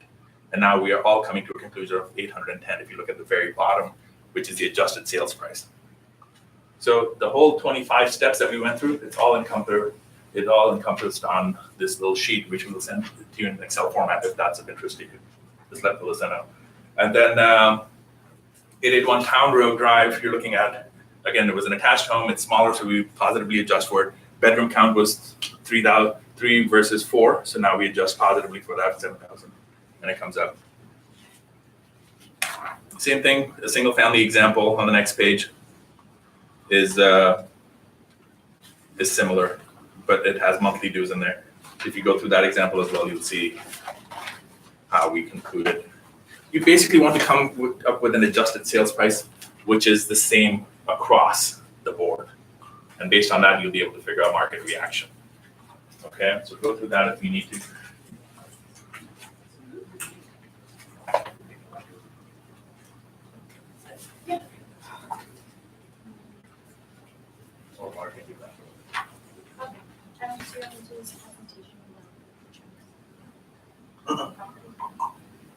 I do want to do a presentation of the Paragon. Can you please put Paragon back on? Okay, so if we can come back on here, so this will start the investor segment. What we are going to do is go through a property that I looked at and why we looked at it. We're on the live stream, right? Yeah, just keep going.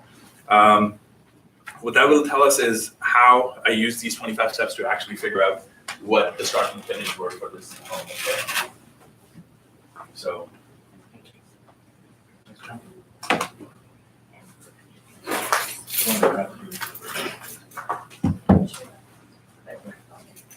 You're not taking a break, right? No, we're not taking a break. Do you need a break? Well, I didn't sign up for the second class. So What's that? I'm sorry. the second class is $155. This is $100. So yeah, so this is what we were doing. Yeah, of course. It's free. This is what we were doing. The property is in Oakland. No, it's in Berkeley actually. We're looking at. Yeah, we're still on the break on that session.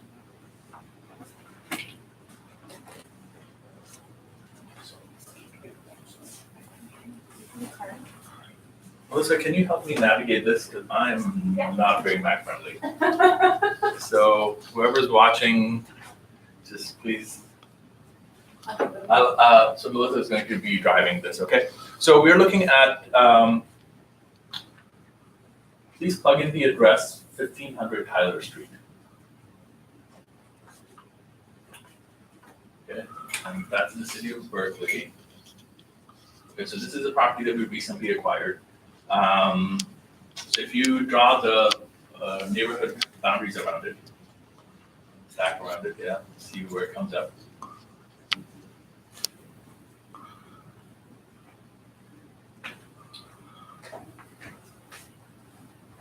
How are our friends on Livestream doing there?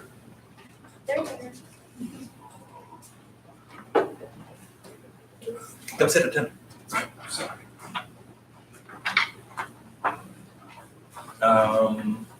So once this comes up, it takes a second, huh? Okay. So when you have this,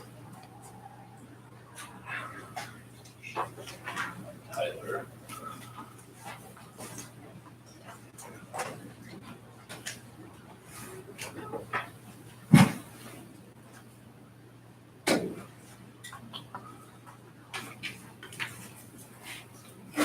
So this home's about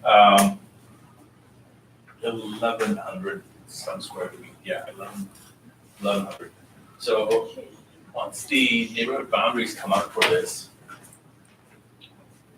I will show you. So we went to contract about in December of 2018. So when we draw the map on this, I would like to look up comparables which are between the month of December 2017 all the way up to December 2018 and see what homes sold for in that specific neighborhood, which are similar, which are one story. So this home subject property is a one story. It's 1500 Tyler. And see what the neighborhood boundaries are.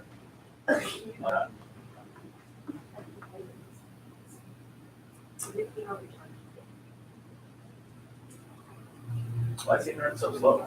Okay. So if you click on the draw button, click on Polygon. It looks like it's on the border of West Berkeley and Lorne, which it is, but it's in the Lorne district. So I would draw a box around the Lorne district. Okay, that's what I would do. Click on draw and just. Okay, you're like that. Keep going. There. Don't border around it. You might have to hit cancel. Start over.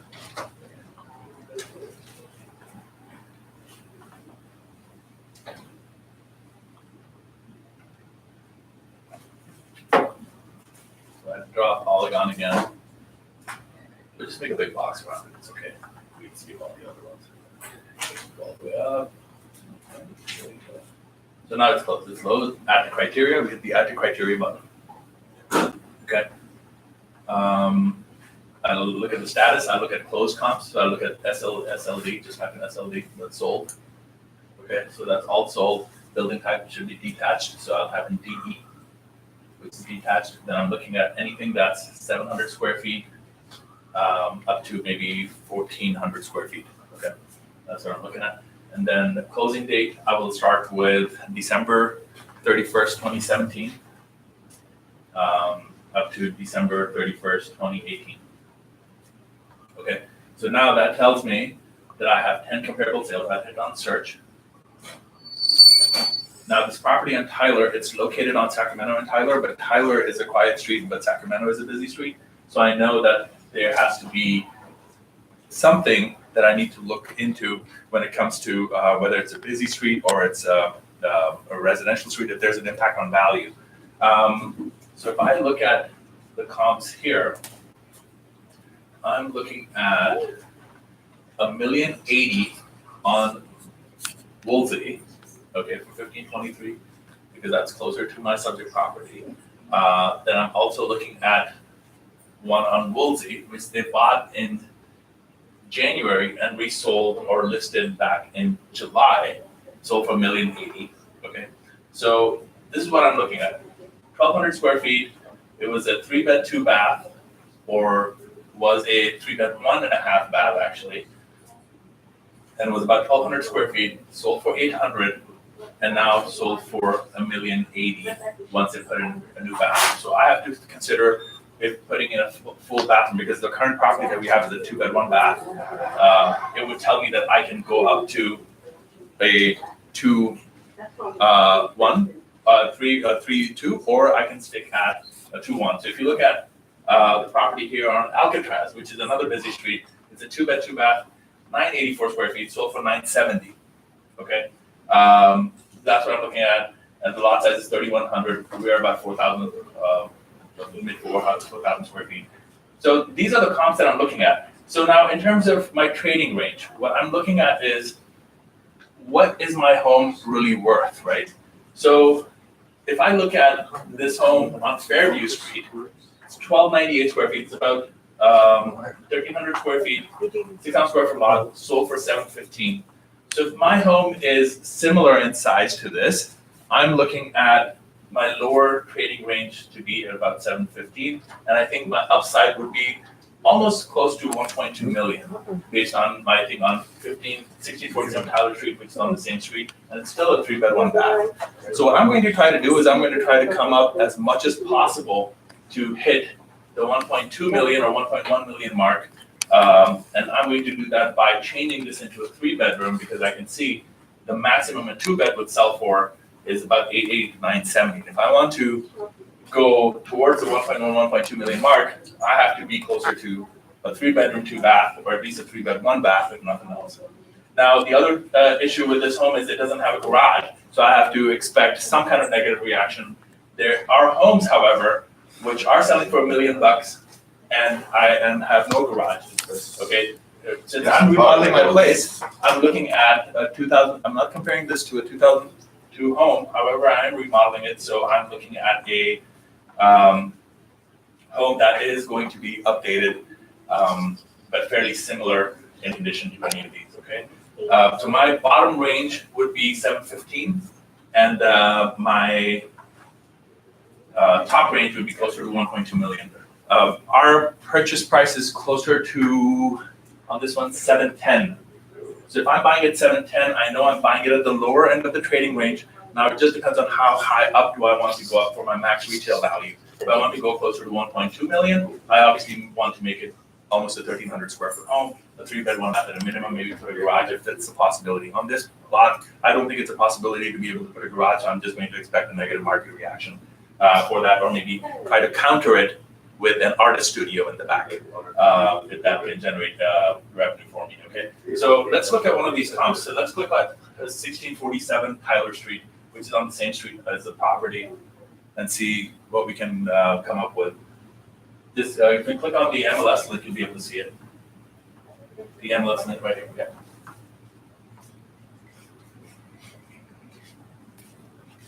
So this is a craftsman style home, which is very similar to the other home that we have on Tyler. If you just browse through photos in this home, you can see that the home has been updated. At least on the exterior, it looks like it's been updated. Just click on it. Let's see what the photos look like.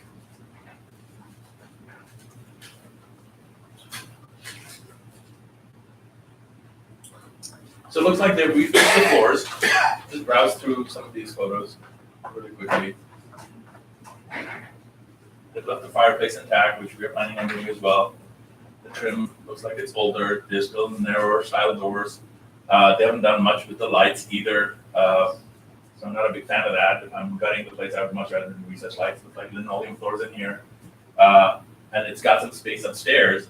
So I probably would not use this as a fair comparable, because there's some area going up. See, this is a 2-story. I think they've added on to the back as an addition. So I would discard this as a comp. Close out of that. And what else would I do? So let's go back to our search criteria here. No, where it says residential board. Yeah. Click on there, and I would click on secondary criteria at the bottom. Scroll down a little bit, yeah, click on there. And under stories, I would just put one. One story. That shrinks it down to 7. So let's see what the other comps look like that are 1-story comps. So again, it still shows up. So I know this is not a comp 16.7. It should not be here because this is a 2-story. It's not a 1-story. It's at least a 1.5-story. Our property is not a 1.5-story. Our property is a pure 1-story home. So say if I click on the other one, which is on Fairview or on Woolsey. So click on Woolsey. Actually, this is one of the better comparables that closed in July. So if you see this home, this obviously needed work. They purchased it for $800,000. It's about a 1,200 square foot home, 3-bed, 1.5 bath. This needs a lot of work, and I'm buying it at 710. So I know that there's some kind of spread that I can wholesale this property for. I can probably wholesale it for 90 grand if I wanted to, because someone's willing to pay 800,000 for a fixer in this area, which is similar in size and shape to my home. So I click on back.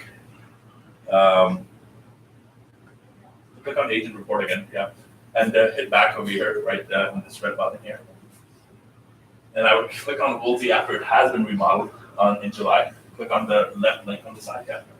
So as you can see that it has been renovated. It's been listed on the market, so they've used standard stuff in here. We've done the floors, we did the kitchen, stainless steel appliances, very small kitchen, but it's fine. They put in new paint throughout the house. And looks like a new bathroom, new kitchen, new floors. So I would consider this a comp for the property. And they sold for $1,080,000. So I think this is a very strong comp. Put in recessed lights. I'm guessing they updated the electrical, maybe not. But yeah, so they've done exterior paint and have nice deck in the back. So it don't close. But the advantage they have is they've got 2 garage spaces in the back. So in this area, I would say the 2 garage spaces would most likely generate a market reaction of about $10,000. So I would knock off 10, worst case 20 grand. So instead of looking at $1,080,000, I'm looking at $1,060,000 as the max retail value. So if I'm buying at 710, I have enough room to be able to go up and spend enough money on the property to be able to get a $1,060,000 as the final retail value. Okay, so that's a good spread of about $300,000, right? We're looking at $350,000. So if I spend less than $350,000, I should be in the green, right? That's the idea. So, yeah. So let's go back. But yeah, we've got closing costs and commissions, so please factor that in, right? So I'm not going to spend $300,000 on the home. We probably end up spending whatever we end up spending to renovate the house, right? And then I'm also looking at the Fairview property, 1640, because if you go back again to the agent report, see these comps aren't fair. So look at this. We can't really generate a good market reaction because this one only has a garage. So I'll just knock off 20 grand off of whatever the max retail value is for a garage, even though it's very aggressive. I think 10,000 would be more than fair. But I like the property in Woolsey because it is located on a busy street. How do I know that? Click on Woolsey again. That, if you look at the map view of this, I believe it's located very close to Sacramento Street, which is a busy street that we have Tyler located on as well. That's why I know it's a fair comparable. Click on back again over here on the red one. I'm also looking at the one on Fairview. Let's click on that one. That closed in November, so that's very close to when we acquired the property. This one also is, it's a raised ranch because it's got a garage at the bottom. I don't think it has any living area at the bottom. You see the garage at the bottom.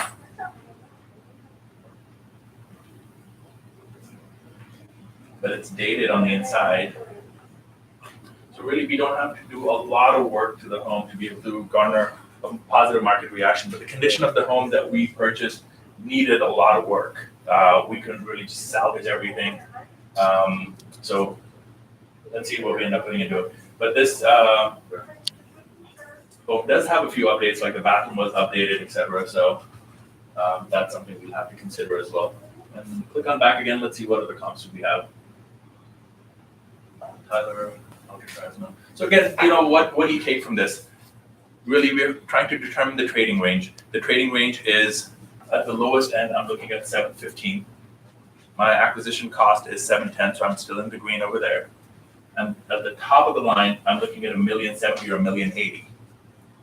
So that's my trading range. So if I end up putting a garage in the back, if the setbacks and everything allow it, then that's what I'm looking at. If I can't, then I need to adjust for the lack of a garage. Looks like 3 bedrooms, 2 bathrooms is a very strong trend in the area. I'd much rather, if I'm gutting the place, put in a 3-bed, 2-bath, so I'm not missing out on any buyers, instead of just doing a 3-1 and then letting some buyers shy away because it doesn't provide a full bathroom in there. It's not a lot more work. You just have to, put some thought into it. And the permits are about the same, the inspections are about the same, so why not create a better product while you're at it?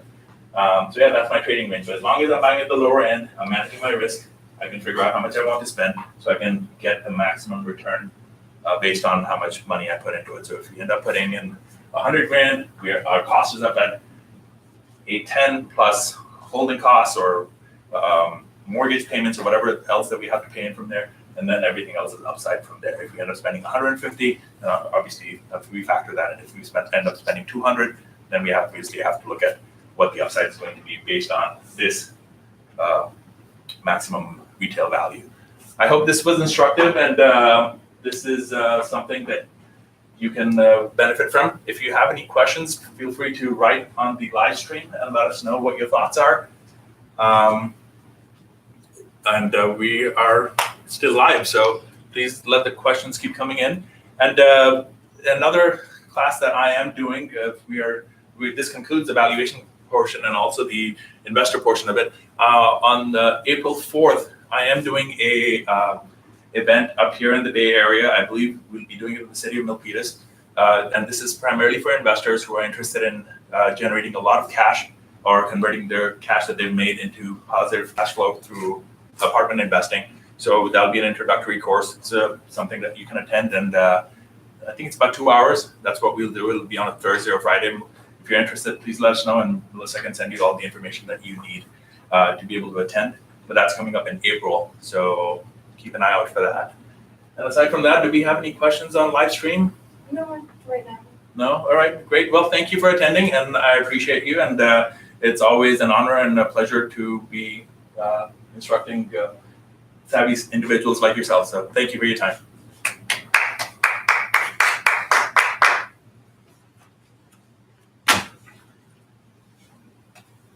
Good job. Wow, check you out. Oh my God, can I breathe now? Like a whole book of knowledge. Still on. Can I breathe now? Is it still on, Mark?